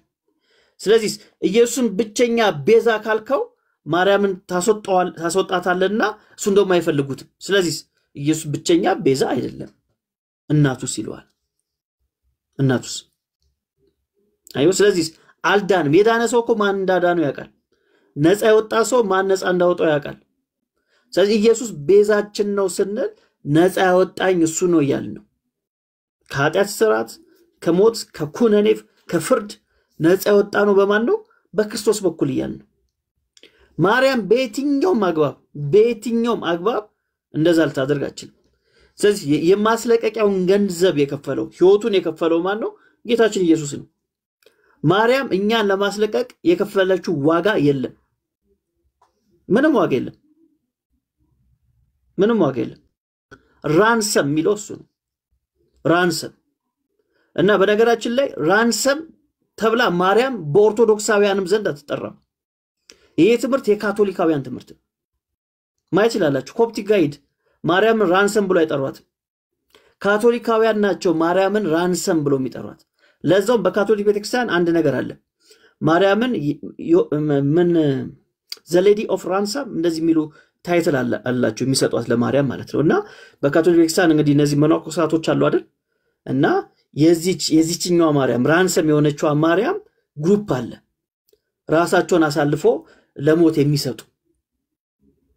እና ይሄ ትምህርት ያለው በካቶሊካውያን ነው እንጂ ኦርቶዶክስ ጋይድ ኮፕቲክ ጋር ታገኘው ምን ትምህርት ማርቆስ አባቴ አይደል የሚሉት የለም። እንደዚህ አይነት ትምህርት ራንሰም ተብላ በኦርቶዶክስ ቤተክርስቲያን አትጠራም ማርያም። የኢትዮጵያ ኦርቶዶክስ ቤተክርስቲያን ብቻ ነች በብዙ ነገር ተለይታ። በነገራችን ላይ የኢትዮጵያ ኦርቶዶክስ ቤተክርስቲያን ከኮፕቲክ ይልቅ ለካቶሊክ ቅርብ ነች። በማርያም ጉዳይ ለካቶሊክ ነው የምትቀርበው። ኢማኩሌት ኮንሴፕሽን ካቶሊክ ነው የምታምነው። የኢትዮጵያ ኦርቶዶክስ ቤተክርስቲያን ታምናለች።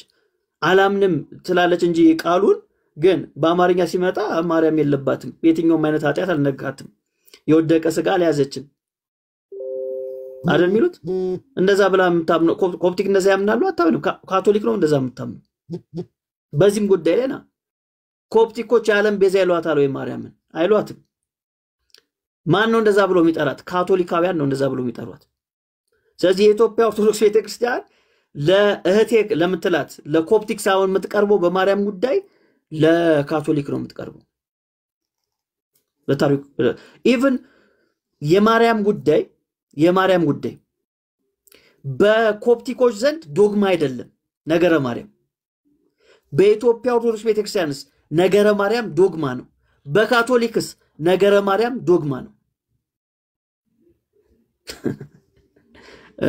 እና ብዙ ነገር የሚመሳሰሉት ከካቶሊካውያን ጋራ ነው እንጂ እህቴ ከሚሉት ቤተክርስቲያን ጋራ አይደለም በማርያም ጉዳይ የሚመሳሰሉት በማርያም ጉዳይ ነው ያልኩት አሁን አንዳንድ ሰው የሆነ ነገር ያነሳና ይኸው ምናምን ሊል ይችላል በማርያም ጉዳይ ያልኩ ነው መናገሩን በደንብ አቅሰው ነኝ ተጠንቅቄም ነው ማለት በማርያም ጉዳይ እኔ በዚህ ጉዳይ ላይ ዲቤት መግባት ይፈልግ ሰው ይኸው ጥሪ ያቀርብለታል ከካቶሊክ ጋራ በማርያም ጉዳይ አንመሳሰልም የሚል ኦርቶዶክሳዊ ትምህርት ነው ያለኝ የሚል ሰው ካለ የትም ኦርቶዶክስ ያው እየሰማችሁ ሪከርድ አድርጋችሁ ልቀቁ ከማንም ኦርቶዶክስ ጋራ ዲቤት ማድረግ ይችላል ከማንም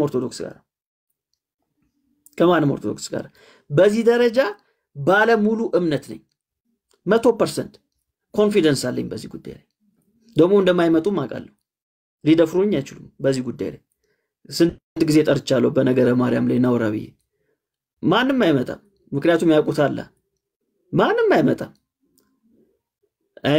እና የኢትዮጵያ ኦርቶዶክስ ቤተክርስቲያን ነገረ ማርያሟ አይመሳሰልም ከኦርቶዶክሶቹ ጋር በፍጹም ነው የማይመሳሰለው አይተናቸዋል እኮ ቲክቶክ ላይ ሲፋጁ የገማ ትምህርት ሲባባሉ እርስ በርስ አይተናቸዋል እኮ የገማ ትምህርት በእኔ ያሉት በነገረ ማርያም ላይ ነው አንዱ የወደቀ ስጋ ይዛለች ማርያም ይላል አንዱ የትምህርት የገማ ነው ይላል አንዱ የማርያም ስጋ መታደስ አለበት ይላል አንዱ በስማም እንዴት እንደዚህ ትላል ይላል እግዚአብሔር ይገስጽ ይላል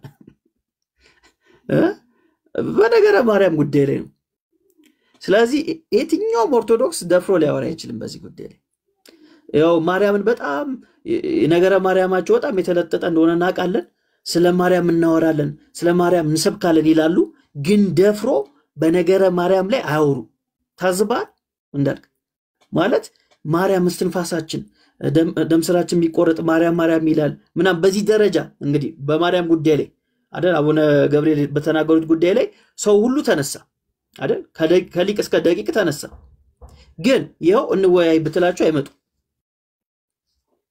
ይሄው እየጠራዋችሁ ነው በነገረ ማርያም ላይ ደፍሮ የሚነጋገር ኦርቶዶክስ ካለ እኔ በጣም አደንቀዋለሁ ያን ኦርቶዶክስ አላችሁ እስቲ ነያችሁ በነገረ ማርያም ላይ የምትተወሩ ኦርቶዶክሳውያን እውነት ትምህርታችሁ መጽሐፍ ቅዱሳዊ ብቻ ሳይሆን ከሌሎች ኦርቶዶክስ ቤተክርስቲያን ጋር ይስማማል ወይ እስቲ ነያችሁ ካላችሁ የላችሁ እንደማትመጡ እናውቃለን መትመጡ ከሆነ ያው ሪከርድ አድርጋችሁ ልቀቁልኝ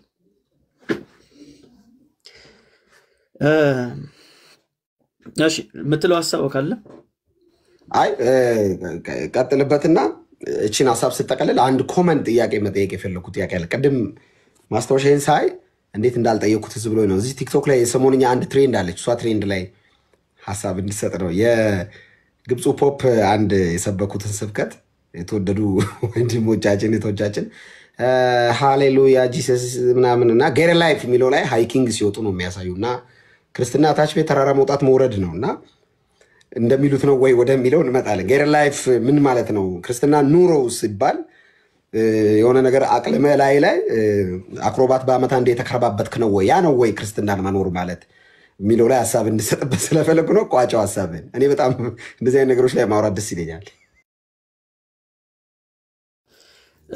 እንትና ማን ነበሩ ስማቸው ማርማሪ አይደል ማርማሪ የተናገሩት ነውና አሁንም ያያዩ ነበር አንዳንድ ቪዲዮዎች እና ያሳያሉ ልክ እንትን ሲሄዱ ገዳም ሲሄዱ ምናምን ነገር ህይወት ብሎ የሚያሳዩት እሱ ነው ህይወት ብሎ የሚያሳዩት ገዳም መሄድን ነው ህይወት ብሎ የሚያሳዩት የሆነ ተራራ ሲወጡ ነው። እሱ አይደለም ህይወት። ህይወት እሱ አይደለም፣ በጭራሽ እሱ አይደለም። የትኛውን ሐዋርያ አይተዋል እንደዛ ሲያደርግ? ኢቭን በጣም ብዙ ጊዜ የዋሹን ተመልከት። ብዙ ጊዜ የዋሹን ክርስቶስ አደረገ ብሎ ራሱ የሚያስቡት ገዳመ ቆሮንቶስ የሚሉን ማለት ነው። ኢየሱስ ማቴዎስ ወንጌል ምዕራፍ 4 ላይ ገዳመ ቆሮንቶስ ገባ የሚሉን የለም እኮ ቆሮንቶስ የሚባል ገዳም እና የሆኑ መሪጌታ ነበሩና ታድሶ እና እሳቸው ራሱ እውነት መስሏቸው ብዙ ዘመን ይዘውታል ማለት ነው። ገዳመ ቆሮንቶስ ብሎ የሆነ ጊዜ ሲያወሩ ሰማናቸው። እንዴ የምን ገዳመ ቆሮንቶስ እንዲህ እኮ የሚባል ነገር የለም ብለን ስንነግራቸው በጣም ነው ሰርፕራይዝ የሆኑት። እና አንዳንዴ እኛም ሳናቀው አንዳንድ ነገሮች በቃ ብዙ ጊዜ ከመስማት ያለ ይመስለናል። እና ገዳመ ቆሮንቶስ የሚባል ነገር የለም። ኢየሱስ እንደዛ ነገር አልገባም። ያ ገዳም የሚለው ምድረ በዳ በሚል ይፈቱታል። እሱ ላይ ችግር የለብኝም። እንዳልኩ ያው ይሄን ሪከርድ አድርጎ በኋላም ስለሚያወሩበት መናገራቸውን ቃላቶች እየተረጎምኩላቸው ነው ማወራውና ገዳም ምን ማለት እንደሆነ እናውቃለን። ምድረ በዳ ምናምን እንደሆነ ግን ቆሮንቶስ የሚባል ግን የለም። እስራኤል ውስጥ የለም ቆሮንቶስ ግሪክ ነው ያለው። እና ገዳመ ቆሮንቶስ ብሎ ነግሮናል። ኤኒዌይስ እሱ አይደለም ህይወት የሚባለው ማለት ነው። ይሄው ትርጉሙ አለመግባት ነው። ህይወት ምንድነው ከተባለ መጀመሪያው ነገር ህይወትን መኖር የሚችለው ማን ነው? ከዛ ነው መጀመሪያ ያለብን። ህይወትን መኖር የሚችለው ማን ነው ስንል ህይወትን የተቀበለ ሰው። ህይወትን ያልተቀበለ ሰው ህይወትን መኖር እንዴት ይችላል? አይችልም እኮ። ለምሳሌ እናንተ አሁን ያወራን ነው እየተነፈስን ነው እንደዚህ አይነት በዚህ አይነት ሁኔታ እናወራለን። ለምንድን ነው ከተባለ ሰው ሆነን ስለመጣን ነው፣ ስለተወለድን ነው አይደል እንደ ሰው የምናወራው። ስለዚህ ህይወትን ራሱ መኖር የሚችለው ማን ነው ከተባለ ከእውነተኛ ህይወት ከሆነው ከኢየሱስ ክርስቶስ ህይወትን የተቀበለ ሰው ብቻ። ስለዚህ ይሄን ህይወት የተቀበለ ሰው ህይወትን መኖር፣ በሌላ አገላለጽ ህይወት ማለት ክርስቶሳዊ የሆነ ህይወት ማለት ነው። ክርስቶስ እንደኖረው መኖር ማለት ነው። ስለዚህ እሱ ደግሞ ምንድነው ከተባለ ፍቅር ነው። በፍቅር መኖር ማለት ነው። ባልንጀሬ ከኔ ይሻላል ብሎ ማሰብ፣ አንደበትን መግዳት፣ አለመሳደብ፣ ክፉ ነገር አለመናገር፣ የሚሰድቡን ሰዎች መመረቅ፣ ለሚያሳድዱ ሰዎች መጸለይ አይደል፣ የሚረግሙንን መባረክ። ይሄ ነው ክርስቶሳዊ ህይወት። ክርስቶሳዊ ህይወት ማለት ይሄ ነው እንጂ ክርስቶሳዊ ህይወት ማለት ቆሎ መብላት አይደለም፣ በሶ በጥብጦ መጠጣት አይደለም። እሱ ላይ ችግር የለብኝም። ያመጋገብ ስርዓትን አንተ መብራት ይችላል፣ ምንም ችግር የለው። ለምን በላችሁ አይደለም፣ መብት ነው። አንዳንድ ሰው ለዛ መምህር ዘበነ ምን አሉ? በርገር እየበሉ ቅዱስ ነኝ ይላሉ አለ። አየ አልተረዱትም ማለት ቅድስና ከቆሎ ጋር አይደለም የሚገናኘው። ቅድስና ከበሶ እንዴ? በሶማ ከሆነ ካምፓስ እኮ ስንቱ በሶ እየበጠበጠ ነው የጠጣው። የካምፓስ ልጆች ሁሉ ቅዱስ ሆኑ ማለት ነው አይደል? ገንዘብ ማይላክላቸው ልጆች ቆሯቸውን እየቆረጠሙ ነው እንግዲህ ክላስ የጨረሱት። ይኸውልህ ቅድስና ከምትበላው ጋር አይገናኝም፣ በጭራሽ አይገናኝም። የምታደርጉትን ሁሉ ለእግዚአብሔር ክብር አድርጉት ያለው ሐዋርያው ጳውሎስ። ስትበሉም ራሱ ለእግዚአብሔር ክብር አድርጉት። በቃ የምትበላው ነገር በትክክለኛው መንገድ እስከሆነ ድረስ፣ ወንድምን እንዳይሰናከል በሆነ መንገድ እስከሆነ ድረስ የትኛውም ነገር ለንጹሃን ሁሉ ንጹህ ነው የሚለን ቲቶ ላይ አይደል? ንጹህ ለሆነ ሰው ሁሉ ንጹህ ነው። እና የሃይማኖቱ ዓለም ግን ምን መሰለ ከላይ ይመስላል አይደል? ስታየው እንደችን ብቻ ቀምሰው ነው እንደሚኖሩት። በቃ ይማ በጸጋ ካልሆነ ምን አይላል? ሂድ ሂንዱይዝም ጋር ህንድ ሀገር ሂድ። ለብዙ ዓመት ሳይበሉ ገዳም ውስጥ ያሉ መነኮሳቶች አሏቸው፣ ሞንክ የሚሏቸው አይደል? ሪከርዱን የያዙት እኮ እነሱ ናቸው። እንደው ረጅም ጊዜ ባለመብላት ያስገርመዋል ማለት እችን የሚያካክሉ ሰዎች ማለት ቅጥነታቸው ምንም ነገር የማይበሉ አሉ እኮ ሞንኮች። ሂንዱይዝም ሂድ፣ ቡዲዝም ጋር ሂድ አሉ ሞንኮች አንተ ቆሎ ትላለህ። ቆሎ ማይበላ አለለ ክርስቲያን ያልሆነ ኢየሱስን ያልተቀበለ እሱ አይደለም ጉዳዩ። እሱ አይደለም ጉዳዩ። ጉዳዩ ኢየሱስን መቀበልና ክርስቶሳዊ የሆነ ህይወትን ማሳየት ነው። ማሳየት ነው።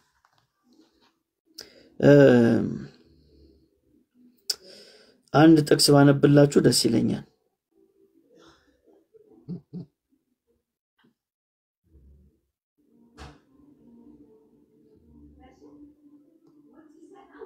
እንዲህ ይላል ሐዋርያው ጳውሎስ ቆላስይስ መልእክት ምዕራፍ 2:23 ላይ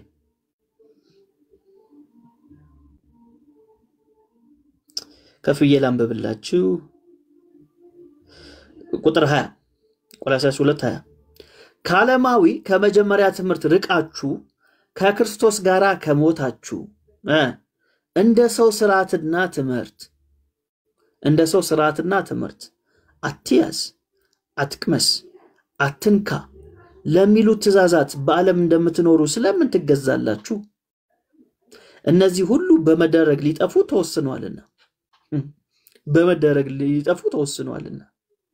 ይህ እንደ ገዛ ፍቃድ በማምለክና በትህትና ስጋንም በመጨቆን ጥበብ ያለው ይመስላል። ነገር ግን ስጋ ያለ ልክ እንዳይጠግብ ለመከልከል ምንም አይጠቅምም። ሐዋርያው ጳውሎስ ነው የሚናገረው። ስጋን በመጨቆን ጥበብ ያለው ይመስላል ሲታይ፣ ግን አይደለም። ስጋችንን መቆጣጠር የምንችለው ስጋዊ ስሜትን መግደል የምንችለው የሆነ ነገር መርጠ ስለበላህ አይደለም። እሱን ከፈለክ ጂም የሚያሰለጥኑ ሰዎች አሉ፣ እሱን ሊያስረዱ ይችላሉ። የሰውነት ሲስተምን ሊነግሩ ይችላሉ። መንፈሳዊ ዓለም ላይ ግን እሱን አይደለም፣ እንደዛ አይደለም።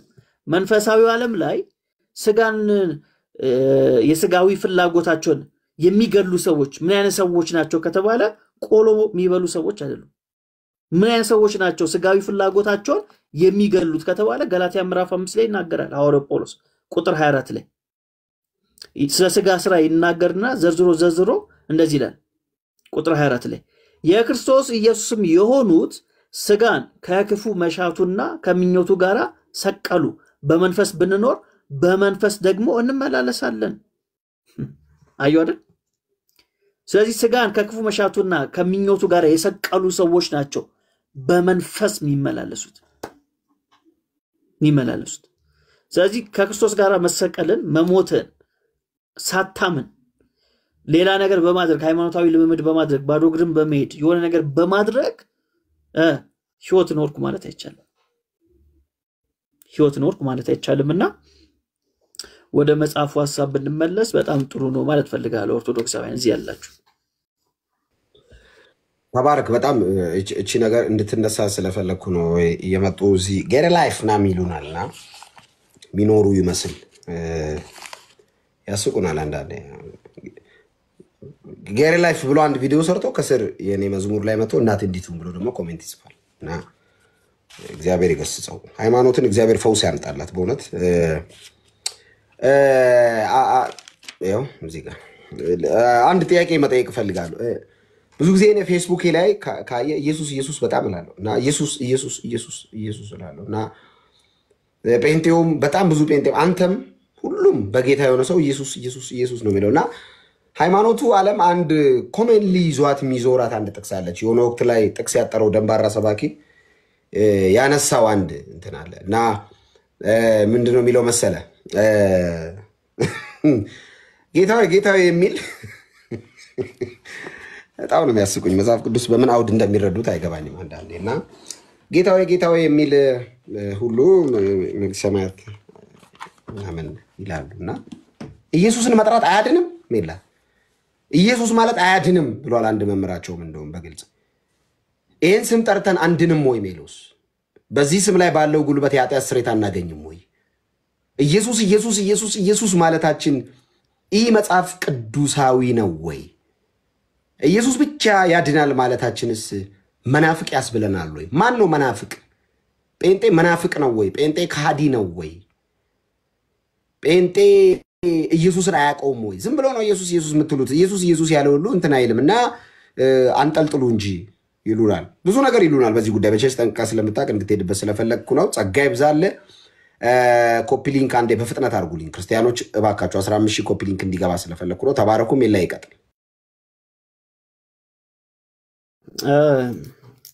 እንግዲህ መጀመሪያው እንግዲህ ኢየሱስ ከሚለው ስም ጋር ያስተዋወቀ ራሱ ኢየሱስ ነው። እንዴት ከተባለ ገብርኤል ስሙን ይዞ መጣ፣ ለማርያም ነገራት። ገብርኤል ከራሱ አይደለም አፍልቆ የተናገረው፣ ተላኪ ነው። ሲላክ እንደዚህ ብለ ተናገር ተብሎ ነው ከእግዚአብሔር ዘንድ የተላከው ማለት ነው። ስለዚህ ኢየሱስ የሚለውን ስም ያስተዋወቀን ማን ነው? እግዚአብሔር ነው በገብርኤል በኩል። እነሱ እንደሚሉት አይደለም። አንድ ወልዳ ስሙን አበዛችሁ፣ አንድ ቦታ ስትሄድ ኢየሱስ አለችው፣ ሌላ ቦታ ስትሄድ አማኑኤል አለችው፣ አንድ ቦታ ስትሄድ መድኃኒዓለም አለችው እንደሚባለው መዝሙር አይደለም። ከሰማይ ነው ያ ስም የመጣው ማለት ነው። የሰማይ ስም ነው። አንዳንዶችም ሲናገሩ ሰምተናል። እዚህ ላይ ኢየሱስ ሲሉ ይቀፈናል ሲሉ ሰምተናል አይደል? ዲያቆን የሆነ ሰው በቅስናም ደረጃ ያሉ ሰው ሲናገሩ ሰምተናል። ኢየሱስ ማለት አያድንም ሲሉ ሰምተናል አይደል? ግን ደግሞ በዚህ ዞር ይሉና ማርያም ሲባል ግን ደስ ይላቸዋል። አይቃወሙም። እሱ ላይ ችግር የለውም። እሱ ላይ ደግሞ አይተናል። ደግሞ አንዳንድ ጸበል ቦታዎች ላይ ደግሞ በኢየሱስም ውጣ ሲባል አልወጣም ሲል፣ ከዛ በአርሴማ ሲባል ተቃጠልኩ ይላል። አይደል? የሃይማኖቱ ዓለም እንደዚህ ነው። ኢየሱስ ላይ የሚቀልድበት በዚህ ደረጃ ነው የሚያዋርዱት ማለት ነው። ስሙን አይወዱትም። ምክንያቱም ከተባለ ባህላችን አይደለም እንደዛ ሲሉ መምህር ዘበነ ሰምቻችኋለሁ። እንደውም ቪዲዮ ሰርቼባችኋለሁ ዩቲዩብ ላይ አለ ማየት ከፈለጋችሁ። ባህላችን አይደለም አሉ። ኢየሱስ ማለት የኛ ባህል አይደለም አሉ። ልክ ናቸው። ባህል አይደለም። ይሄ ባህል ሰማያዊ ባህል ነው። የሰማይ ባህል ነው። ይሄ ባህል የሰማይ ባህል ነው። የሆነ ኢትዮጵያዊ ባህል አይደለም። አሜሪካዊ ባህል አይደለም። የሰማይ ባህል ነው። ምድራዊ አይደለም። ስለዚህ ዳግም የተወለዱ የሰማይ ዜጋ የሆኑ ሰዎች ባህላቸው ይሆናል ማለት ነው። ባህላችን ይሆናል። ስለዚህ እኛ ዳግም ተወልደናል። ከማይጠፋው ዘር ዳግም ተወልደናል። የሰማዩ ዜጋ ነንና ባህላችን ስለሆነ ኢየሱስ እንላለን። ዳግም ያልተወለደ የሰማይ ዜጋ ያልሆነስ ባህሉ አይደለም ሊሉ አይችልም። ስለዚህ ይህን ስም ያስተዋወቀን እግዚአብሔር ነው መልአኩን ልኮ ማለት ነው። ከዛስ ጌታ ኢየሱስ ምን አለ? ዮሐንስ ወንጌል ላይ እስከዛ ድረስ በስሜ አንዳች አልለመናችሁም፣ ደስታችሁ ፍጹም እንዲሆን ለምኑ ትቀበላላችሁ አለ። ዮሐንስ 14:16 ላይ የሚናገረው ስለ ስሙ ነው። ስሙን ሰጠን አይደል? ይሄ ብቻ አይደለም። ጌታ ኢየሱስ ከሞት ከተነሳ በኋላ የሉቃስ ወንጌል ምዕራፍ 24 ቁጥር 47 ላይ እንደዚህ ይላል። ራሱ ጌታ ነው የሚናገረው።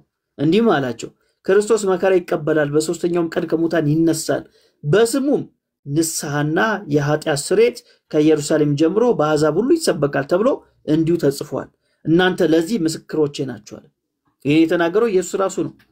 ምን ብሎ? በስሙ አለ። በራሱ ስም ማለት ነው። ንስሐና የኃጢአት ስርየት ከኢየሩሳሌም እስከት በአሕዛብ ሁሉ ይሰበካል። ለዚህ ነገር ምስክሮቼ ናችሁ አለ። ስለዚህ ለዚህ ነገር ምስክር ነው ወይ ነው ጥያቄው? ነው ወይ? የኃጢአት ስርየት የሚገኘው ንስሐ የሚገኘው በስሙ ነው፣ ኢየሱስ በሚለው ስም። ስለዚህ ሰይጣን አይፈልግማ ይሄ ስም እንዲጠራ። ከተጠራ ምን አለ? ንስሐ አለ፣ የኃጢአት ስርየት አለ። የሌላ ስም ቢሰበክስ ንስሐ የለም፣ የኃጢአት ስርየት የለም። ስለዚህ ሌላ ስም ላይ ፎከስ እንዲያደርጉ ያደርጋል ማለት ነው ሃይማኖቷል። ሌላ ስም ላይ ኢየሱስ ሲል ይከፈዋል፣ ይደብሯል፣ ስቅጥጥ ይለዋል። ለምን? ኃጢአተኛ ነው፣ ከኃጢአቱ አልነጻም። ሰይጣን አእምሮ ተቆጣጥሮታል። እንዲድን ያሰው እንዲድን አይፈልግም። ስለዚህ ምንድነው የሚያደርገው? ኢየሱስ የሚለውን ስም ይገፋዋል ማለት ነው። ግን ኢየሱስ ምን አለ? በስሜ ንስሐና የኃጢአት ስርየት። ሐዋርያው ጴጥሮስም ይህን ነው የሚደግመው። የሐዋርያት ሥራ ምዕራፍ 10 ላይ ከቆርኔሌዎስ ጋር በተገናኘ ጊዜ ይህን ቃል ያመጣዋል ማለት ነው። ሐዋርያው ጳውሎስስ ሮሜ ምዕራፍ 10 ላይ አንዱ ጌታ የሁሉ ጌታ ነውና ለሚጠሩትም ባለጠጋ ነው፣ የጌታን ስም የሚጠራ ሁሉ ይድናል ነው የሚለው። ተመልከቱ። አንዱ ጌታ የሁሉ ጌታ ነው፣ ለሚጠሩትም ምንድነው? ባለጠጋ ነው። ባለጠጋ ነው የኔ ጌታ ማለት። እዚህ ዓለም ላይ ስንት ቢሊየን ህዝብ ነው ያለው? ያ ሁሉ ቢሊየን ህዝብ በዚህ ሰከንድና በዚህ ደቂቃ ተስማምቶ በአንድነት ኢየሱስ ቢል ያን ሁሉ ቢሊየን ህዝብ በአንድ ሰከንድ ኢየሱስ ሊያድን ይችላል። ባለጠጋ ነው። ይችላል አይደለም በዚህ ዘመን ያለው ሊቀርና ያለፈውንም ጄኔሬሽን አምጣው አንድ ላይ አድርገን ወደፊትም የሚመጣውን ጄኔሬሽን አምጣው አንድ ላይ አድርገን አንድ ላይ ሆነን ሁላችንም በአንድ ሰከንድ ኢየሱስ ብንል ሁላችንንም ሊፈታ ሊያድን ይስም ይችላል ባለ ጠጋ ነው ለምን የጌታን ስም የሚጠራ ሁሉ ይድናል ነው የሚለው ይድናል ስለዚህ የሃይማኖቱ ዓለምስ እንድትድን አይፈልግም ነፃ እንድትወጣ አይፈልግም ስለዚህ ሰይጣን የሚጣለው እኛ ደግሞ የበለጠ የምንወደው የትኛውን ስም ነው ኢየሱስ የሚለውን ስም ነው ለዛ ነው ሐዋርያቶች ምን አሉት ኢየሱስን አንድ ሰው በአንተ ስም አጋንንት ሲያስወጣ አየነውና ከኛ ወገን ስላልሆነ ከለከል ነው አሉት አይደል አባረር ነው አሉት ከዛ ኢየሱስ ተው አላቸው ተው ለምን ስሙ ሰማይ ያለው ጉዳዩ ከስሙ ጋር ነው የግድ የሆነ ሰፈር ላይ አብረ መቆም አይጠበቅብህ ስሙ የሁሉ ነው ስለዚህ ይህን ስም ከጠራ አምነ ከጠራህበት ያድናል ምንም ጥያቄ የለውም ትድንበታለህ መድኃኒት የሆነ ስም ነው ማቴዎስ ወንጌል ምዕራፍ 1 ላይ እንደሚናገረው ህዝቡን ሁሉ ከኃጢአታቸው ያድናቸዋልና ስሙን ኢየሱስ ትለዋለህ አይደል ስለዚህ ስሙ ደግሞ የሚያሳየው ምንድነው ፐርሰኑን ነው የሚያሳየው አካሉን ያሳያል ለምሳሌ እኔ ሜሎስ ይባላለሁ ሌላ ሰው ሜሎስ ቢባል ይኖር ይችላል ከአካሌ ጋራ ከማንነቴ ጋራ አይገናኝም ኢየሱስ የሚለው ስም ግን ከማንነቱ ጋራ ይገናኛል አየ ስለዚህ ሰው ስሙን መጥራት የማይፈልገው ለምን ነው ከተባለ ፐርሰኑን ስለማይፈልገው ነው ያንን አካል አይፈልገውም ሰው አይፈልገውም ዓለም ለኢየሱስ ቦታ የለውም በኃጢአት የተያዘ ዓለም ነው በሰይጣን ቁጥጥር ውስጥ ያለ ዓለም ነው ስለዚህ ከዚህ ነገር ውስጥ ነፃ ሊያወጣን የሚችለው ኢየሱስ የሚለው ስም እንደሆነ የዓለም ገብቶታል ሰይጣን ገብቶታል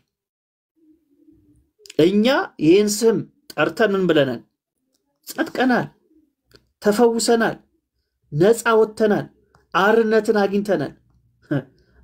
አግኝተናል ለዛ ነው ሐዋርያው ጳውሎስ እንደዚህ ይላል አንደኛ ቆሮንቶስ ምዕራፍ 6 ላይ እንደዚህ በማለት ይናገራል ወይስ አመፀኞች የእግዚአብሔር መንግስት እንዳይወርሱ አታውቁምን አትሳቱ ሴሰኞች ቢሆኑ ወይም ጣዖትን የሚያመልኩ ወይም አመንዘሮች ወይም ቀላጮች ወይም ከወንድ ጋር ዝሙት የሚሰሩ ወይም ሌቦች ወይም ገንዘብን የሚመኙ ወይም ሰካሮች ወይም ተሳዳቢዎች ወይም ነጣቂዎች የእግዚአብሔር መንግስት አይወርሱም ካለ በኋላ ደስ የሚል ነገር ያመጣል ከናንተም አንዳንዶች እንደነዚህ ነበራችሁ ነገር ግን በጌታ በኢየሱስ ክርስቶስ ስም በአምላካችንም መንፈስ ታጥባችኋል ተቀድሳችኋል ጸድቃችኋል አየ በጌታ በኢየሱስ ክርስቶስ ስም ምን ብለናል ታጥበናል ተቀድሰናል ጸድቀናል ስለዚህ ያገኘነው ነገር ስለምናቅ የጸዳንበትን መንገድ ስለምናቅ የተቀደስንበትን እውነት ስለምናቅ ኢየሱስ የሚለውን ስም ባገኘነው ፕላትፎርም ሁሉ እናስተጋባለን እንናገራለን አየ ሌሎቹስ ከተባለ አልጸደቁማ ልንፈርድባችሁ አንችልም ተይዟል በዚህ ኃጢአት እንደነዚህ ነበራችሁ እኛ ነበራችሁ ነው የተባልነው አሁን ላይ ግን እነዚህ ሰዎች የሆኑ ናቸው አሁንም የተያዙ ናቸው ስለዚህ ኢየሱስ የሚለው ስም አጥብቀን ምን ነግራችሁ ለዚህ ነው ምን ትሆኑ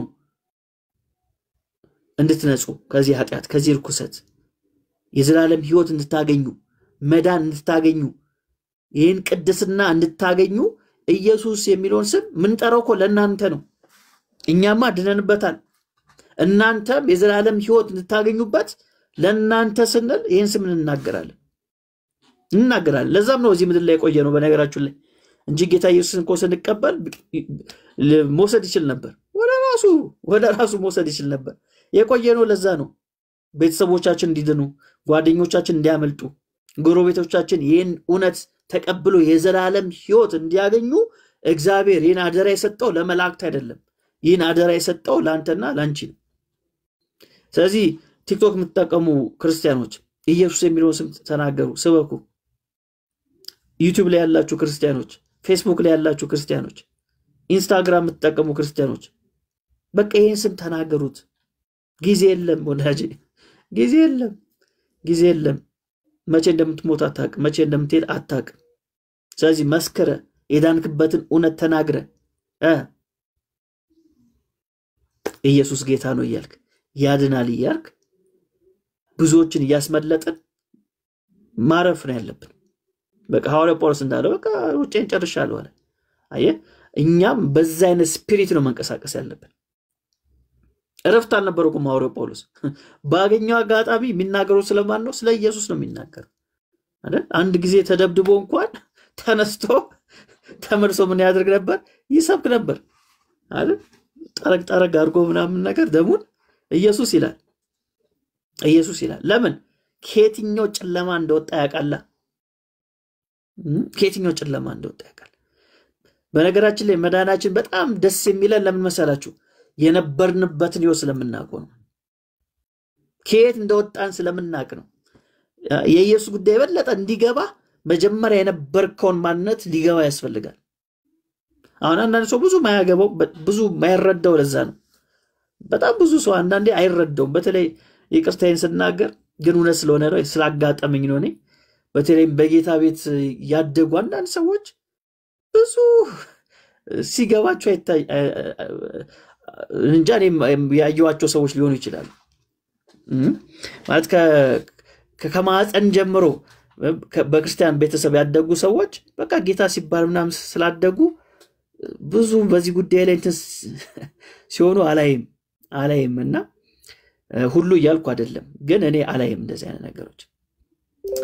እኛ ግን እናውቀዋለን ከየትኛው ስርዓት እንደወጣን፣ ከምን አይነት ጨለማ እንደወጣን፣ ከየትኛው የሞት ቀጠና እንደወጣን እናውቀዋለን። ለዛ እኮ ነው ሐዋርያው ጳውሎስና ሐዋርያው ጴጥሮስ በተመሳሳይ መንገድ ሲሰብክ አታዩ። ሐዋርያው ጳውሎስ በትጋት ነበር ሲያገለግል ነበር። አያቆምም፣ እንትን አያደርግም፣ አያመቻምችም። ጴጥሮስን ተመልከተው። ጴጥሮስ የሆነ ሰዓት ላይ ከኢየሩሳሌም የመጡ አይሁዶችን አይቶ አመቻመቸ አይደል? ከዛ ሐዋርያው ጳውሎስ ምን አደረገው? ፊት ለፊት ገሰጸው። ለምን ከተባለ ሐዋርያው ጴጥሮስ በቃ ኖርማል ነበር በፊት። ጳውሎስስ ያውቃል፣ ገዳይ ነበር፣ አሳዳጅ ነበር፣ ኢየሱስ የሚለውን ስም ይጠላ የነበረ ሰው ነው። ጴጥሮስ ወዲያው ነው የተከተለው። አያችሁ፣ ልዩነት ነበራቸው። የመጡበት መንገድ ራሱ ልዩነት አለው። ስለዚህ ኢየሱስን ከተቀበሉ በኋላ ጳውሎስ የእውነት ነው የኖረው። ለቀን አልተገዛንም፣ ለአንዲት ሰከንድ እንኳን ለቀን አልተገዛንም። እስከ መጨረሻው ድረስ ኢየሱስ እያለ ቀጠለ ማለት ነው። ከኋላ የመጣ አይና ወጣ ይሉናል በዚህ ዘመን ያሉ ሰዎች ደግሞ አንተ ዛሬ መተህ ልትመክረንኛን፣ ዛሬ መተህ ልትሰብከንኛን ይላሉ። ጳውሎስ ጴጥሮስን ፊት ለፊት ገሰጸው ማለት ነው። ፊት ለፊት ገሰጸው። ለምን? በወንጌል ጉዳይ ኮምፕሮማይዝ ሲያደርግ አገኘዋ። በነገራችን ላይ መንፈስ ቅዱስ ከተቀበለ በኋላ ነው ጴጥሮስ እንደዚህ ያደረገው። ከተቀበለ በኋላ ገላትያ ላይ ሄዱና አንብቡ። ከተቀበለ በኋላ በወንጌል ጉዳይ ድርድር ውስጥ ገባ ማለት ነው። ሼም ያዘው። ጳውሎስ ፊት ለፊት ተቃውሞ ማለት ነው። ለምን? ከምን አይነት እስራት እንደወጣ ያውቋል። ሃይማኖተኛም ነበር፣ በዛውልስ ገዳይም ነበር። እና ገብቶናል፣ ከምን እንደወጣን ገብቶናል፣ ከምን አይነት እስራት እንደወጣን ገብቶናል። ለዛ ነው ኢየሱስ እያል እስከ መጨረሻው ድረስ ምን ቀጥለው። ጸጋ ይብዛላችሁ። አሜን። ተባረክ። ያው እኔ ኢየሱስን በጣም ነው የምወደው።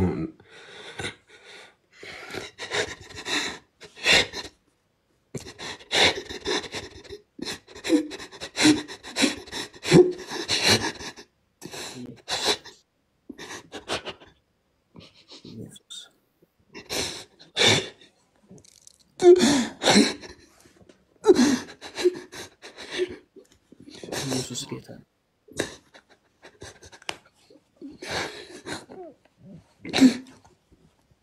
መንፈስ ውስጥ ጌታ ሲያገኘ አገልግሎ ህይወት ሲያበቃ በቃ ምንም ማድረግ አይቻልም። ቤተክርስቲያኒቱን ተክሎ ከሄደ በኋላ ተመልሶ ሲመጣ በቤተክርስቲያኒቱ ያለው አንዳንድ እንቅስቃሴዎች ኖስቲሲዝም ወይም ደግሞ ሰውኛ አስተምሮ ይሄ የትቢት መንፈስ ቤተክርስቲያን ውስጥ ገብቶ ነበርና ጳውሎስ ለኤፌሶን ቤተክርስቲያን ነው የጻፈው ወይም ደብዳቤ ቅድም ስታነሳ ነበር ሁለተኛው ምዕራፍ ላይ እና ኤፌሶን የአሁኗ ቱርክ ማለት ነው እና ምን ይላቸዋል ቤተክርስቲያን ውስጥ ያሉ ክርስቲያኖች ከኖባዲ ወደ ሳምባዲ የተቀየራችሁት በኢየሱስ ነው የሚላቸው እና ምንም እዚህ ጋር የሚያስብል ነገር የለም ቆዳ የሚያስወጥር እኔ እኮ የሚያስብል ንግግር ከክርስቲያን አይጠበቅም እና ይነግራቸዋል ልክልካቸውን እና ይሄ እዚህ ደብዳቤ ውስጥ ሁለተኛው ምዕራፍ ላይ እስከ ቁጥር 11 ድረስ እስከ ቁጥር 16 ድረስ ራሴን አገኘዋለሁ እና ምን ይላል መሰለ ምዕራፍ 2 የእግዚአብሔር ቃል ላይ አዲስ ነው በበደላችሁና በኃጢአታችሁ ሙታን ነበራችኋል ሰብስቧቸው እኮ ነው ቤተክርስቲያን ውስጥ ያሉት እና እንዳትታበዩ ነው አሁን ልክልካቸውን ሊነግር ነው ጳውሎስ ምንም ቸርች ውስጥ እንዲቀና የሚያደርግ ነገር የለም ነው ሁላችሁም በበደላችሁና በኃጢአታችሁ ሙታን ነበራችኋል የሞታችሁ ነበራችኋል እና በእነርሱም በዚህ ዓለም እንዳለው ኑሮ በማይታዘዙ ልጆች አሁን ለሚሰራው መንፈስ አለቃ እንደሆነ በአየር ላይ ስልጣን እንዳለው ተታዘዙ ነበር አለ እኔን ራሴን አገኘዋለሁ እዚህ ጥቅስ ውስጥ ነው ያለው ሙት የነበርኩ ሰው ነኝ ዘማሪው ሲል ሙት ነበርኩኝ የማልረባ ከመንደሬ ስትገባ እንዳለው እኔ ኢየሱስ እኔ ከምንም በላይ ሁሌ ነው የምናገረው ነገር በቅርብም በነበረኝ ኢንተርቪው ተናግሬያለሁ ኢየሱስ እኔም ፍለጋ የመጣው ሰፈር ነው የሚደንቀኝ ከማግኘቱ በላይ ሰፈሩ አንዳንድ ሰዎች በተናዘዝኩት ኃጢአት ሊመጻደቁ ሲሞክሩ ስላየሆነ አንዳንድ ሃይማኖተኞች እና ይመጻደቁ ባይሆን ንስሐ መግባት አትችልም እኮ እዚህ ሀገር እኮ ሃይማኖተኛ ፊት እግዚአብሔር ይገስጸው እኔ ትላንት የነበረኝን ቆሻሻ ማንነትና ያንን የወደቀ የስጋና የዲያብሎስ ስራ ስሰራ የነበርኩ ሰው ነኝና ያንን ቆሻሻ ማንነትን አደባባይ ላይ ስትናዘዝ ሃይማኖተኛ ለጥቅም ይጠቀማልና እነዚህ አይነት ህይወት ውስጥ ነበራችሁ ይላችኋል ይቀጥላል እና በዚህ በፊት ተመላለሳችሁ በእንዲህ መልኩ አላቸው በዚህ ነው የተመላለሳችሁት አለና ሁላችሁም ደግሞ የስጋችሁና የልቦናችሁን ፍቃድ እያደረግናል እኔም የስጋ ፍቃዴን ሳደርግ ነበር ትላንት እዚህ ጥቅስ ውስጥ እኔ ነው የምፈልገው እኔ በእያንዳንዱ ቁጥር ውስጥ እኔ ያለው የስጋ ፍቃዴን ሳደርግ ነበር ለስጋ የሚመቸኝን ብቻ ነው መርጬ የማደርገው መንፈሳዊ የሚባል ነገር እግዚአብሔር በዚህ ነገር ደስ ይለዋል ብዬ አንድም ቀን እግዚአብሔርን ለማስደሰት ያደረኩት ነገር የለም እና ይቀጥላል በጣም የሚገርመኝ ሌሎቻችሁ ደግሞ ከፍጥረታችሁ የቁጣ ልጆች ነበራችሁ በጣም ነው የሚገርመኝ ይቃል ሌሎቻችሁ አላው ቁጣ እንደዚሁ ራሳችሁ አፈጣጠራችሁ ቁጣ ነው አለ ጳውሎስ ልክልካቸው ነው የነገራቸው እስከ ዱቃ ባሰራቸው ድረስ እና በጣም ይገርመኛል ምዕራፍ 4 ቁጥር 4 ሜሎስ በጣም ነው የሚገርመኝ ቁጥር 4 ነገር ግን ይላል ይሄንን ሁሉ ከዘረዘረ በኋላ ነገር ግን እግዚአብሔር በምህረቱ ባለጠጋ ስለሆነ ጂሰስ አይ እግዚአብሔር የወርቅ የብር የፀሐይ ሀብታም አይደለም የምህረት ሀብታም ነው እግዚአብሔር ነፍ ምህረት አለው ማለት ነው ብዙ ይቅርታ አለው ማለት ነው ክብር ለእግዚአብሔር ይሁን ብዙ ምህረት አለው እግዚአብሔር ነፍ ፍቅር እኛ ትንሽ ፍቅር የምትመስል ነገር ከሰው ካየን ቀኑ ሙሉ ስንዘል ነው የምንውለው እግዚአብሔርስ ጂሰስ ነፍ ፍቅር እና ፍቅሩስ አያልቅም በሁኔታዎች አይከፍ ዝቅ አይልም የሰው ፍቅር ሜሎስ ስታስደስተኝ ብቻ ነው የምወድ ካሳዘንከኝስ ፍቅሬን በአንዴ ነው መደመስሰው ኢየሱስስ እንዲሁ ነው የሚወደን እስከ ካልክ እስከ መጨረሻ መጽሐፍ የወደዳቸውን እስከ መጨረሻ ወደዳቸው ይገርመኛል ይቃል ሜሎስ እስከ መጨረሻ ወደዳቸው ምን ማለት መሰለ መሃል ላይ ኮልፋውን ልንሰራ እንችላለን ታውቃለህ መጀመሪያ ወደደን አዎ በዛ መወደድ ውስጥ አንቀጥልም እኮ መሃል ላይ እናሳዝነዋለን እሱስ እስከ መጨረሻ ነው የሚወደን ምን አይነት አምላክ ነው ያለን ምን አይነት ድንቅ አባት ነው ያለን እኛ ብቻ ነን እንደዚህ አይነት አምላክ ያለን እኛ ክርስቲያኖች ብቻ እና በጣም ነው የሚገርመኝ እግዚአብሔር በምህረቱ ባለጠጋ ስለሆነ እግዚአብሔር የምህረት ሀብታም ነው የይቅርታ ሀብታም ነው እግዚአብሔር ምን አለው ምህረት አለው ፀሐይና ጨረቃ ኦፍኮርስ ፍጥረቱ ናቸው እግዚአብሔር ገንዘብ ህይወት ጤንነት አለው እግዚአብሔር በብዛት ምን አለው ምህረት አለው አሁን ሞተን የገባነው በምህረቱ ነው ምህረቱ ስለበዛልን ስሙ ይባረክ ይቅርታው ሳይቋረጥ በየቀኑ አብሮን ስላለ ስሙ ብሩክ ይሁን በእውነት በእያንዳንዱ እርምጃችን ባጠፋን ቁጥር ስላልቀጣን ከአንደበታችን ባመለጠን የስድብ ቃል ልክ ስላልገረፈን ከቅፉ ስላላስወጣን በምቾት በድሎት አጠገባችን ያልተለየ ስንጨፍራ አብሮን የሆነ አዝነን ስንመጣ ሂዱልኝ ያላለ በእውነት አይቀያየርም እኮ ፊቱ እንዲህ አይነት አምላክ እኛ ብቻ ነው ላይቀየር ሰውስ አታፍሪም ቸርች ስትመጣ ነው የሚለ አታፍሪም አንቺም ብሎ ቸርች ክርስቶስ በደሙ የሰራት ነች የማንም አይደለችም ባይዘው የማንም አይደለም የኢየሱስ ነው ኖባዲ የነበር ነው ሳምባዲ ያረጋን ኢየሱስ ነው ምንም ነበርን እኔ በጣም ነው የሚገርመኝ የዓለም የሆነ ነገር መረጠኩ አይልም ሜላይ የዓለም የሆነሽ ነገር ቢልጥሩ የዓለም ምንም ነው የሚለው ምንም ምንድነው አሁን እሺ ምንም ናችሁ አለ ምንም እና ኢየሱስ ነው ማረግ የሆናችሁ ኢየሱስ ነው ክብር የሆናችሁ ኢየሱስ ነው ደምግባታችሁ ኢየሱስ ነው ውበታችሁ ኢየሱስ ነው የማንነታችሁ ብርሃን ሆኖ በሰው ሁሉ ፊት የታያችሁ ጠራናችሁ የተቀየረው ኢየሱስን ካገኛችሁ በኋላ ነው ሰው መሃል የተቀላቀላችሁት ይሄን ጌታ ያገኛችሁ ጊዜ ነው ሰዎች እናንተ ለመጨበጥ ራሱ የወደዱት ኢየሱስ አስቀድሞ ስለወደዳችሁ ነው የሚወደድ ነገር አልነበራችሁም የላችሁም ከፍጥረታችሁ የቁጣ ልጆች ነበራችሁ አንዳንዶቻችሁ ጨካኞች ናችሁ ለሰው የማትመቹ ነበራችሁ አው ኢየሱስ ነው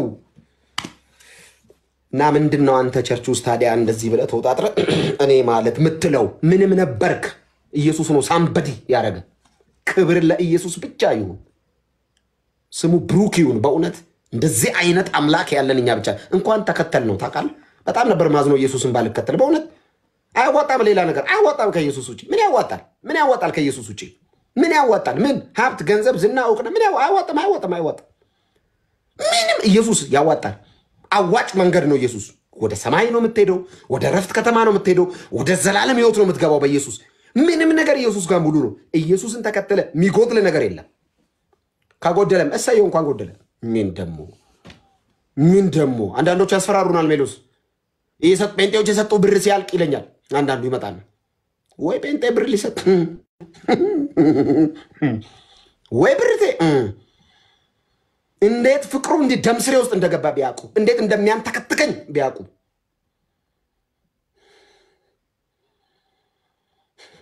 እኔ ከየት ሰፈር እንደተጠራው አውቃለሁ የት ያለው እንደወደደኝ አውቃለሁ ቅድም እንዳልኩ ነው አንዳንድ መዝሙር ለጴንጤ አይገባም አንዳንድ ስብከት ለጴንጤ አይገባም በጌታ ቤት ያደገ አይገባውም ካንተ ውጪ ክፉ ነው የሚል መዝሙር ለጴንጤ አይገባውም ካንተ ውጪ ክፉ ነው አይቼዋለሁ ምን አየ በጌታ ቤት ናደቀው እኔ ይገባኛል እኔ ሃይማኖትና ዓለም እንዲ ፓውዞኝ ሲጫወትብኝ ነበርኩ ሰው ነኝ በዓለማዊ አንቱ የተባልኩ አሁን ነው አክቱ የተባልኩት ጌታን ስቀበል እሰይ ሃይማኖትስ አዋቀውኝ በድቁና ማረግ ለማላቀው ስጮህ ስለፈልብ ሶጣ ሶርድ ሲሰግድ ስንበረከክ ሳበራ ሳጠፋ በዚህ መሃል እንዲ ድብልቅልቄ በወጣ ሰዓት ነው ኢየሱስ ያገኘኝ አይገባም የመዝሙር ላንተ ሙት ነበርኩኝ የማረባ ከመንደሬ ስትገባ የሚለው መዝሙር አይገባም እኔና ሜሎስ ይገባኛል ይሄ መዝሙር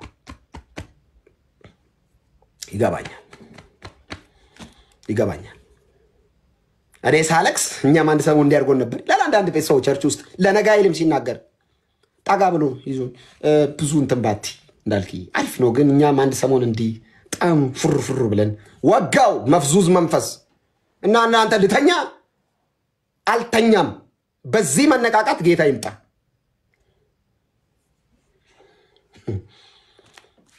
አይ እንደው እንትን እስክቲ ነው የሆነ ነገር እስኪ ነውሽ ነው እንጂ እንዳልከ ያው አንቺ እንዴው ተበርጃለሽ ምናምን ይላል ያብረድህ እግዚአብሔር ይሄ መዘፍዘፊያ መንፈስ ወግጫዋለሁ ይሄ አንዴ እንደዚህ ያለ ነገር እኮ እና እግዚአብሔር በመረቱ ባለጠጋ ስለሆነ የለም ደም ታውቃለህ ከወደደን ከትልቅ ፍቅሩ በጣም ነው ደስ የሚለኝ ከትልቅ ፍቅሩ ትልቅ ነው የእግዚአብሔር ፍቅር ምን ማለት መሰለ በሱ ልክ ነው ማለት ነው ፍቅሩ መጽሐፍ ሲናገር እግዚአብሔር ትልቅ ነው እኛ ማናውቀው ነው የሚለው ምን ያህል ነው ፍቅሩ ትልቅ ነው እንዴት ነው የምገልጸው አላቅ እንዴት ከባህር ይሰፋል ከሰማይ ይሰፋል ከምድር አሸዋ ይበልጣል ምኑ ፍቅሩ ምኑ ምህረቱ ምኑ ደግነቱ ምኑ አባትነቱ ምኑ ርህራሄው ምኑ ቸርነቱ ምኑ ሰው መውደዱ ምኑ ለሰው ልጅ ያለው ፍቅር ምንድነው ትልቅ ነው እንዲህ አይነት አምላክ ስላለኝ እንዴት እድለኛ ነኝ መሰለህ ከወደደን ከትልቅ ፍቅሩ የተነሳ በበደላችን ሙታን እንኳን በሆነን ጊዜ ይላልኩ አንተ በዛ ሙት ውስጥ ነው ከክርስቶስ ጋር ህይወት ሰጠን አለ ምን አይነት ህይወት? የዘላለም ህይወት ሞት ማይበጠብጠው ህይወት ነው የሰጠን። ታውቃለህ በክርስቶስ አሁን አንዳንድ ሰው ያስፈራራል። በሞት ያስፈራራል። እኔ በሞት ጴንጤን በሞት የምታስፈራሩ ሰዎች አዩ ኦኬ ጋይስ ትሞታለህ እና እኛ ሞት እኮ ወደ ጌታ መሄጃ መንገዳችን እኮ ነው። ፍግም ብለህ ለጌታን ያገኘው ቀን ምን አይነት ከናንተ ጋር እዚህ ምን አጨቃጨቀኝ? ብሄድ አባቴ ጋር እሰየው። እኔ በእውነት ምንም አይቀር ምን ይቀራል ነው ንገረኝ። ትሞታለህ እያለ ያስፈራራል። ምን አለ አንዱ በቀደም ሃይማኖቱን የቀየረ ሰው እንዳልኩ ወይ ያብዳል ወይ ይሞታል ይባላል ብሎ ለማዘር ሄዶ ያስፈራራል። ትላንት ከትላንት ወዲያ ጩጬው ጋር ነበርኩ ልጄ ላይወጅ እና ሃይማኖቱን የቀየረ ሰው በቃ እንዳልክ ይሞታል ያብዳል የተባለ ነው። ታስፈራራይ ነው እናውቀዋለን። ሜሎስ እንዳለው አውቀዋለሁ። ከዚህ በፊት የሚዲያ ሰዎችን እንዲያስፈራርተ ነው ከክርስቶስ ፍቅር አውጥተው መልሰህ ዘፋኝ ያረካቸው። አውቃለሁ። አንተ እንቅፋት በደንብ ነው ማቀ ስምን አድራሻውን ሁሉ አውቃለሁ።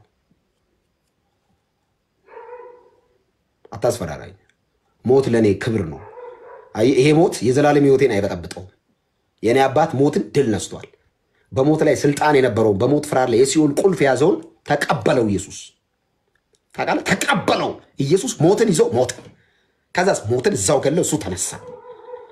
ሞት አገኘው ብሎ የናዝሬቱን መልካም ምድር ውስጥ ሊያስቀረው ሞት ጠቅልሎ ሊይዘው ሲል ኢየሱስ ሞትን ይዞ ወደቀ። ሞትን ሲነሳስ ሞትን ገሎ ብድግ አለ።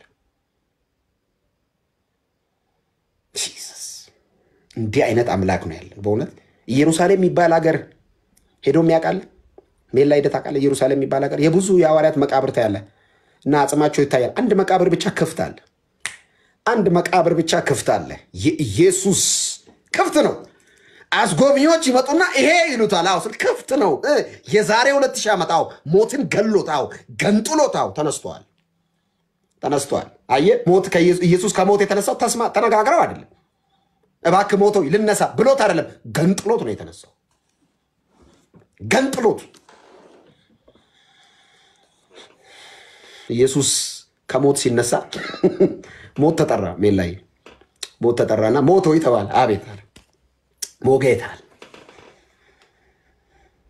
ብዙ ሰው አስሮ ቁጭ አድርጓላ።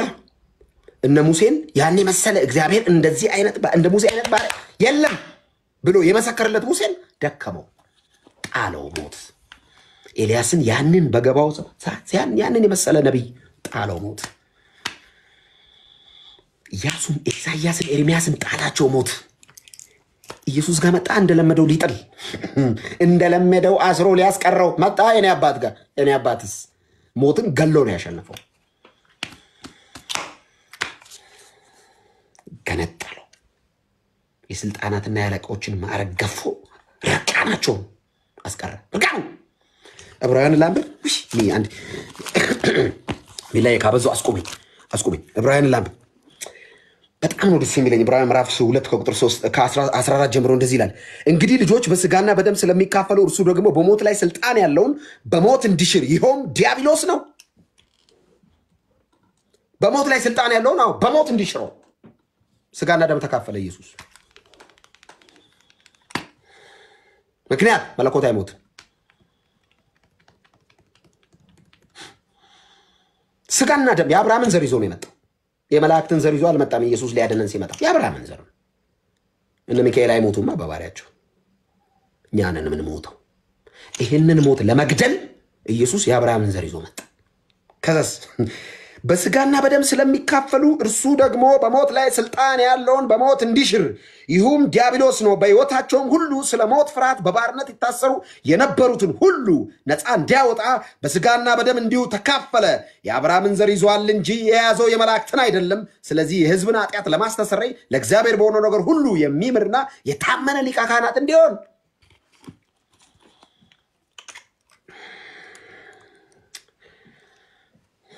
እንዲህ አይነት አምላክ ነው ያለ።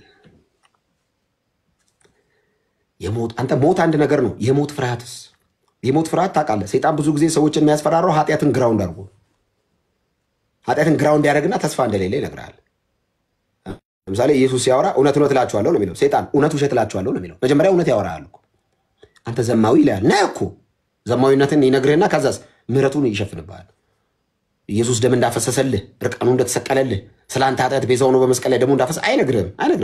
በቃ ሊገልህ ነው እግዚአብሔር ይላል። የሞት ፍርሃት ሰዎችን ይዟቸው ቁጭ አድርጓቸዋል።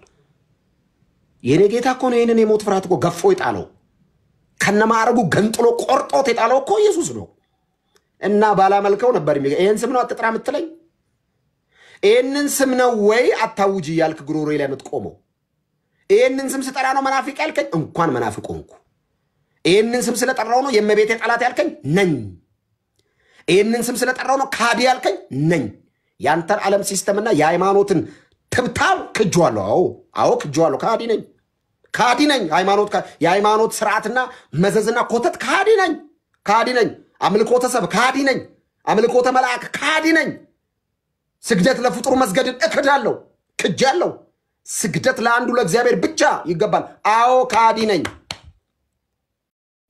ልንገር ወይ ምንድነው ታስፈራራ አንተ ካዲ ያልከኝ ካዲ ነኝ ለሰው አልዘምርም ካዲ ነኝ ለማንም ቀን ያልቀኝም ካዲ ነኝ ለእግዚአብሔር ብቻ ነው መቀኘው ክጆዋለሁ ያንተን ትምርት ገፍቼዋለሁ ትምርትን ምንጩ ስለማይታወቅ ገፍተሬው ወደ ኢየሱስ መጥቻል አልፈልግም ብዬ ነው የወጣው ምንድነው ታሸማቀቀኝ አማርኛ እየቀያየርክ ታሸማቀቀኝ ነው ምንድነው ታሸማቀቀኝ ክጄ ነው የወጣው አንዘፍንም ለሰው አንዘምርም እንዘምራለን ለእግዚአብሔር እንሰግዳለን ለእግዚአብሔር እንገዛለን ለእግዚአብሔር ክርስቲያኖች ነን ጸጋ ይብዛላችሁ ሌላ ይቀጥል በዚሁ ገብዛል እንዳልከ በጣም ድንቅ ነው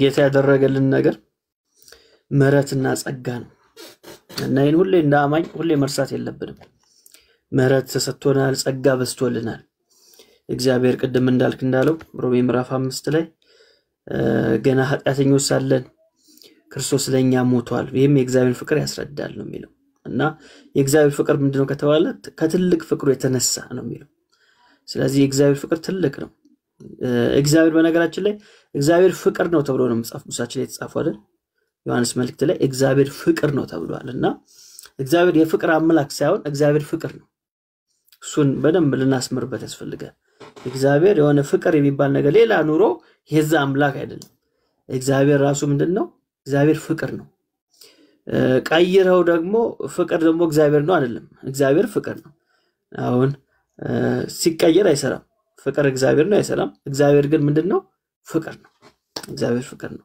ፍቅር እግዚአብሔር ነው የሚሉት እነሱ ራስታፈሪያን ናቸው ዋን ላቭ ና የሚሉት ሪሊጅን ምንድነውና ሲባል ላቭ ነውና የሚሉት እነሱ ራስታፈሪያን ናቸው እኛ ግን እግዚአብሔር ምንድነው እንላለን ፍቅር ነው ለምን ከተባለ እግዚአብሔር ፍቅር ብቻ ሳይሆን እውነትም ነው ምህረትም አለው እነዚህ ነገሮችን አስማምቶ የሚያደርግ ነው እግዚአብሔር እና እሱ ደግሞ ማለዳ ምንድነው አዲስ ነው አይደል ታማኝነቱስ ብዙ ነው ምን ማለት ነው ማለዳ ለእግዚአብሔር እኮ ማለዳ ይሉ ማለዳ ላንተና ለኔ ነው ያለን ስለዚህ ማለዳ ጧት ስትነሳ እግዚአብሔር ምንድነው አዲስ ነው ምን ማለት ነው የትላንትናውን ነገር ትወልሃል ማለት ነው አንተ ተኝተህ ስትነሳ ከትላንትና እንደተላቀቅ ሁሉ እግዚአብሔርም አንተ ካደረከው ነገር ሁሉ ምን አድርጓል አላቀዋል ትቶልሃል ስለዚህ ቸርነቱ ብዙ ነው ታማኝነቱም ብዙ ነው መቼ ሁሌ ማለዳ ጴጥሮስ ወንድሜ ቢበድለኝ ስንት ጊዜ ምህረት ላድርግለት አለ ኢየሱስ መለሰለት አይደል እስከ መጨረሻው ድረስ ምህረት እንዲያደርግለት ነገረው ታዲያ ኢየሱስ ለጴጥሮስ ለበደለው ወንድሙ እስከ መጨረሻው ድረስ ምህረት እንዲያደርግለት ከነገረው ኢየሱስ እንዴት ምህረት ያደርግ ማለት በቀኑ ስንት ጊዜ ቢበድለኝ ነው ያለው በበደለ ቁጥር ምን አድርገው ምህረት አድርግለት አለ ኢየሱስ አድርጉ ያለንን የሚያደርግ ጌታ ነው አይደል የሚያደርግ ጌታ ነው ስለዚህ ለጴጥሮስ ያዘዘውን እሱ ስለሚያደርገው ነው እኔን ምሰሉ ብሏል ስለዚህ በቀኑ 7 ጊዜ ብትበድል 7 ጊዜ ምህረት አድርግለት እንደው ማለት ያው ፐርፌክሽን ለማሳየት ነው ያ ቁጥር ጌታ የተጠቀመው እንጂ በቀን ውስጥ መቼም ምን አይነት ሰው ሊሆን ነው ሰይጣንም እንደዛ የሚያደርግ አይመስለኝም በቀን ውስጥ አንድ ሰው 7 ጊዜ በጣም ብዙ ነው በቀን ውስጥ ማለት በቀን ውስጥ ደግሞ 24 ሰዓት ሙሉ መቼም ሰው ላይ ይደክማል ትተኛለህ የተወሰነ ሰዓት ነው የምትንቀሳቀሰው ከዛ ከምትንቀሳቀሰው ሰዓት ደግሞ አስበዋል 7 ጊዜ ብትበድል በጣም ከባድ ነው እና እንደዛ እንኳን ቢሆን ምን አድርግለት ነው ያለው ይቅርታ አድርግለት ምህረትን አሳየው አለ ለምን ከተባለ ኢየሱስ ያን ስለሚያደርገው ማለት ነው ኢየሱስ ያን ስለሚያደርገው እዚህ ማቴዎስ ላይ አንድ ደስ የሚል ቃል አለ ማቴዎስ 14 ቁጥር 13 ላይ እንደዚህ ይላል ኢየሱስም በሰማ ጊዜ ከዚያ ብቻውን ወደ ምድረ በዳ በታንኳ ፈቀቅ አለ ህዝቡ ሰምቶ ከከተሞቹ በእግር ተከተሉት ወጥቶም ብዙ ህዝብ አየና አዘነላቸው ደዌያቸውንም ፈወሰ ይላል አዘነላቸው ከዛስ ደዌያቸውንም ፈወሰ ኢየሱስ ደግሞ ምንድነው ትላንትና ዛሬም እስከ ዘላለሙ ያው ነው ስለዚህ ያኔ ያዘነው ኢየሱስ ዛሬም ያዝናል ያኔ የፈወሰው ኢየሱስ ዛሬም ይፈውሳል ያኔ የሚያዳነው ኢየሱስ ዛሬም ያድናል ዛሬም የኢየሱስ ፍቅር ትኩስ ነው ስለዚህ ልክ ጧት እንደዚህ ብላችሁ አስቡ ጧት ከእንቅልፋችሁ ስትነሱ አዲስ ማለዳ እንደሆነ ሁሉ ከዛ ቀን ጋር አንድ ላይ ምን ይሰጣችኋል አዲስ ምህረት ይሰጣችኋል ማለት አዲስ ቀን ብቻ አይደለም አዲስ ምህረት አዲስ የእግዚአብሔርን ፍቅር የአዲስ የእግዚአብሔርን ቸርነት ነው የምትቀበሉት እሱ ነው እየነገረን ያለው የሚገርማችሁ ይሄ ጽሑፍ እኮ የሚገኘው ሰቆቃው ኤርሚያስ ላይ ነው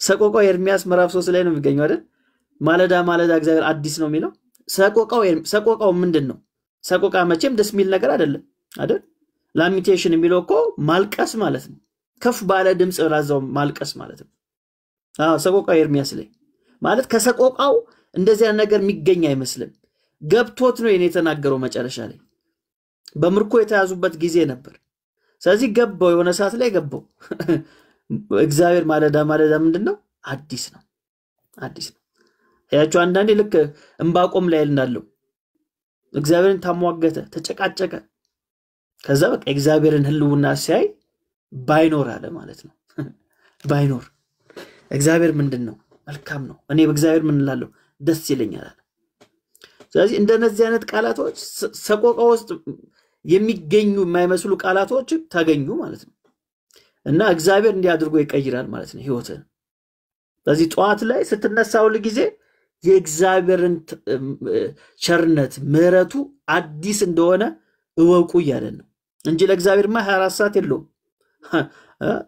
ደክሞት የሚተኛ ጌታ የለንም ግን ምን ይያለን ነው ልክ ዛሬ አዲስ ቀን ተሰጠኝ ስትል እግዚአብሔርም ላንተ ያለው ነገር አዲስ እንደሆነ እወቅ በትላንትናው እግዚአብሔር እንደማይከስ እወቅ ሰይጣን ነው የሚከሰው ሰይጣን ይከሳል ከሰይጣን ቀጥሎ ሌላ የሚከስ ምንድነው አይምሮ ይከሳል ለምን ከተባለ አይምሮ ለህግ ቅርብ ነው ከጸጋ ይልቅ ለህግ ነገር ቅርብ ነው አይደል ማይንዳችን ለሆነ ነገር ህግ ለሆነ ነገር ቅርብ ነው ምን ማለት ነው ላደክበት ትራዲሽን ወግ ቅርብ ነው ከጻነት ስለተማርከው አይደል ማይንዳችን ያው ሰብኮንሺየስ ላይ ይጠራቀማል እነዚህ ነገሮች ስለዚህ ከዚህ ነገር ለመላቀቅ ስለዚህ አይምሮ ውስጥ ያ ነገር ስላለ ወግ ለሚባለው ትራዲሽን ለሚባለው ባህል ለሚባለው ነገር ማይንዳችን በጣም ቅርብ ነው ስለዚህ የሆነ ነገር ስታደርግ አይምሮ ይከሳል አይደል ሚከስ ለምንድነው ከተባለ ኦሬዲ ስቶርድ የተደረገ ምን አለ ኢንፎርሜሽን አለ መረጃ አለ ስለዚህ ያ ነገር ምን ያደርጋል ይከሳል ማለት ነው ማይንድ እንደዛ ነው የሚያደርገው ለዛ ሮሜ ምዕራፍ 7 ላይ ያለውን ሰውዬ ታውቁታላችሁ አይደል ሮሜ ምዕራፍ 7 ላይ የሚጨቃጨቀው ሰውዬ ኃጢአት የሚያደርገው ግን በእግዚአብሔር ህግ ደስ የሚለው ግን ተመልሶ ኃጢአት ያደርጋል ተመልሶ ግን ይወድቃል ግን እሱ ምንድነው የሚፈልገው የእግዚአብሔር የሆነውን ነገር ነው የሚፈልገው ይከሷል አይምሮ ለምን ከተባለ ህግ የሚባል ነገር ስለሚያቅ እንደዚህ ይላል ሮሜ ምዕራፍ 7 15 ላይ የማደርገውን አላውቅምና የምጠላውን ግን ያንን አደርጋለሁ ዳሩ ግን የምወደውን እርሱን አላደርገውም የማልወደውን ግን የማደርግ ከሆንኩ ህግ መልካም እንደሆነ መሰክራለሁ ይላል ተመልከቱ የሚፈልገው ነገር አለ ያን የሚፈልገው ነገር አያደርግም የሚያደርገው ምንድነው የማይፈልገው ነገር ነው የምፈልገው ነገር ማላደርግ ከሆነ የማልፈልገው ነገር ማድረግ ከሆነ እንግዲያው ስኔ ሳልሆን በኔ ውስጥ ያለ ኃጢአት ነው እሱን የሚያደርገው አለ በኔ ውስጥ ያለ ኃጢአት ታዲያ ለዚህ ለሞት ከተሰጠ ሰውነት ማን ያድነኛል ብሎ ይጣራል ማን ያድነኛል የሚያድንማ እንዳለ ይጀምራል በምስጋና በኢየሱስ ክርስቶስ በጌታችን ለእግዚአብሔር ምስጋና ይሁን ይላል ቁጥር 25 ላይ ይሄን ነው የሚናገረው ምስጋና ይሁን ለምን ሲባል ሮሜ ምዕራፍ 8 ቁጥር 1 ላይ እንግዲህ በክርስቶስ ኢየሱስ ላሉት አሁን ኩነኔ የለባቸው ኩነኔ የለም ፍርድ የለብህም አሁን ኩነኔ የለብህም እግዚአብሔር የሰጠ ጊዜ አሁን ነው ስለዚህ አሁን ላይ ምን የለብህም ኩነኔ የለብህም ፍርድ የለብህም ለምን በክርስቶስ ከሆንክ አየ ቤዛ ነው ኢየሱስ ብቸኛው የነፍስ ቤዛ እሱ ነው ምትክ የሆነው እሱ ነው ስለዚህ ምን የለብህም ኩነኔ የለብህም ማለት ስለዚህ እንደውም በኃጢአት ስትወድቅ ስትደክም አብልጠ መሄድ ያለብህ ወዴት ነው ወደ ቸርች ነው መሄድ ያለብህ ህብረት ነው የበለጠ ማድረግ ያለብህ አይምሮ ግን ምን ይላል እንዴ እንደዚህ ኃጢአት ሰርተህ ልትሄድ አታፍርም እንዴ ምናምን ይላል አይምሮ ነው እንደዛ የሚል አንዳንድ ሰው ደግሞ መንፈስ ቅዱስ ይመስላል ላይ መንፈስ ቅዱስ እንደዛ አይልም መንፈስ ቅዱስ ጳራክሊጦስ ተብሏል ፓራክሊት ምንድነው ጳራክሊጦስ ማለት በሚያስፈልግ ጊዜ የሚያግዝ የሚረዳ ማለት ነው ጳራክሊጦስ ማለት እሱ ነው በሚያስፈልግ ጊዜ ከጎን የሚቆም ማለት ነው ስለዚህ ስትወድቅ የሚያስፈልግ ምንድነው ከተባለ የሚያስፈልግ ጳራክሊጦስ ነው የሚያስፈልግ ይሄ አጋዥ ነው የሚያስፈልግ የሚያነሳ አይዞ የሚል ተስፋ አለ የሚል ለምን እግዚአብሔር ማለዳ አዲስ ነው አያችሁ ስለዚህ አይምሮአችሁን እንዳሰሙ በሆነ ኃጢአት ወድቃችሁ በሆነ ነገር ደክማችሁ አይ እንዲህ ማድርጌ እንዴ ምን ይለኛል እግዚአብሔር ወደ ህብረት ቦታ አልሄድም ትንሽ ራሴ ላስተካከል የምትሉ ሰዎች ካላችሁ እመኑኝ እንደዛ የሚላችሁ አይምሮአችሁ ወይም ሰይጣን ነው መንፈስ ቅዱስ አይደለም መንፈስ ቅዱስ በዚህ አይነት መንገድ አይወቅስም በጭራሽ ቸርች እንዳትሄድ አድርጎ አይወቅስም መንፈስ ቅዱስ ሰብሮ አይወቅስም ማለት መድኃኒት ፈውስ ወደምታገኝበት ቦታ እንዳትሄድ አያረግም መንፈስ ቅዱስ አያደርግም እንደውም የታመመ ሰው ከዚህ በፊትም ብያችኋለሁ የታመመ ሰው አሞኛል እንዳልክ ብዬ ለእንዳልክ የት ልሂድ ብለው ልደታ ፍርድ ቤት ሄዳ አይለኝም አይደል አመመኝ እንደው የሆነ ነገር ይወጋኛል እዚህ ጋር ምናምን ብዬ ባማከረው ምን ላድርግ ብለው ሂድ እስቲ እዚህ ልደታ ፍርድ ቤት ጥሩ ዳኛ አለ እስቲ አናግረው አይለኝም እንደዛ ካለኝ እንዳልክ ችግር አለበት ማለት ነው ምንድነው የሚለኝ እንዳልክ ጥሩ ዶክተር አለ ወይም ጥሩ ሐኪም ቤት አለ ለምን አትታየው ለምን አትታከምም ነው የሚለው ስለዚህ በኃጢአት የወደቃችሁ ሰዎች ካላችሁ ምንድነው የሚያስፈልጋችሁ መድኃኒት ነው የሚያስፈልጋችሁ እሱ ደግሞ ኢየሱስ ነው አይደል ያዕቆብ ላይ በነገራችን ላይ ብዙ ጊዜ ሚስኮት የሚደረገው ቨርስ እዛ ጌታ መመሰው አለ ሽማግሌዎች ከናንተ ጠርታችሁ በጌታ ስም ይጸልዩለት ኃጢአትም ሰርቶ ከሆነ ይፈወሳል ይላል አንዳንድ በሽታዎች በኃጢአት ምክንያት የሚመጡ በሽታዎች አሉ ስለዚህ ለዛ ነገር ምንድነው የሚያስፈልገው ከተባለ ጸሎት ያስፈልጋል ማለት ነው ጸሎት ያስፈልጋል በተለይ ህብረት ውስጥ ሆነን አንዳችን ለአንዳችን የምናደርገው ተንኮል ሴራ ምቀኝነት የሚያመጣብህ ደዌ ያለ ወዳጄ የሚያመጣብህ ደዌ ያለ እርስ በራሳችሁ በኃጢአታችሁ ተናዘዙ የሚለው ለዛ ነው ወንድምን እየበደልክን ያለው ማለት ነው በሌላ መንገድ እያሳየ ነው እግዚአብሔር ስለዚህ ለዛ ነገር መፍትሄው ምንድነው ከተባለ ፈውስ ያስፈልጋል አንድ ላይ ሆነ ምክንያቱም ኃጢአቱን የሚናዘዝ ይለማል ይሄ ፕሪንሲፕል ነው አየ ፈውስ ታገኝበታል ስለዚህ ያዕቆብ የሚነግረን ነገር እሱ ነው ከናንተ ማንም የታመመ ቢኖር ያዕቆብ ምዕራፍ 5 ላይ ከናንተ መከራን የሚቀበል ማንም ቢኖር እርሱ ይጸልይ ደስ የሚለው ማንም ቢኖር እርሱ ይዘምር ከናንተ የታመመ ማንም ቢኖር የቤተክርስቲያን ሽማግሌዎች ወደ እርሱ ይጥራ በጌታም ስም እርሱ ዘይት ቀብተው ይጸልዩለት የእምነትም ጸሎት ደዌውን ያድናል ጌታም ያስነሳዋል ካለ በኋላ ኃጢአትም ሰርቶ እንደሆነ ይሰረይለታል እርስ በራሳችሁ በኃጢአታችሁ ተናዘዙ ትፈወሱም ዘንድ እያንዳንዱ ስለሌላው ይጸልይ ኮንሰፕቱ እየተናገረ ያለው አንዳንድ ደዌዎች በዚህ ምክንያት ሊመጡ ይችላሉ ፈውስ ግን አለው ምንድነው ፈውስ ተናዘዝ ተናገረው ከዛስ የቤተክርስቲያን ሽማግሌዎች ምን ያድርጉለት ይጸልዩለት ይሄ ነው እንጂ ሄደ ለካህን ኃጢአትን ተናግረ ምናምን እንደሚባለው ቀኖና አይደለም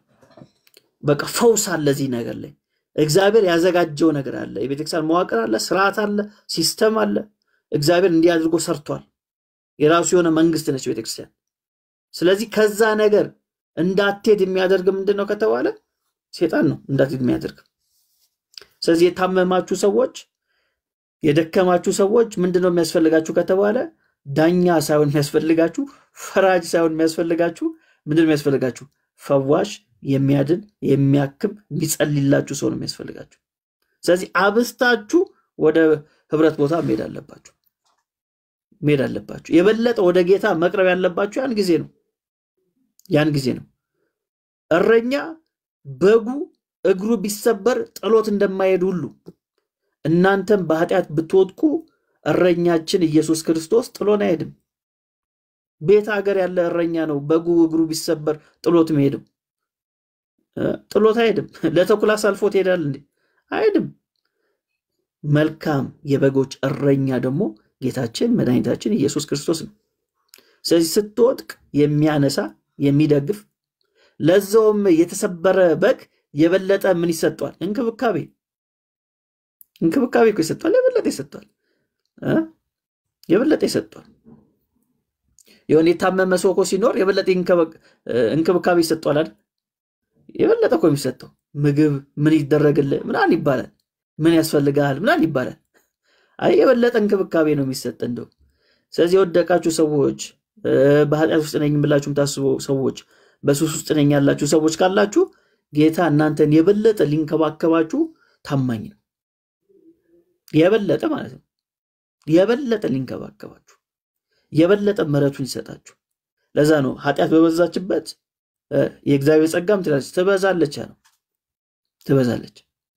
ስለዚህ የጸጋ አለን፣ የምሕረት አለን፣ ተስፋ አለን። ጸጋ ይብዛላችሁ።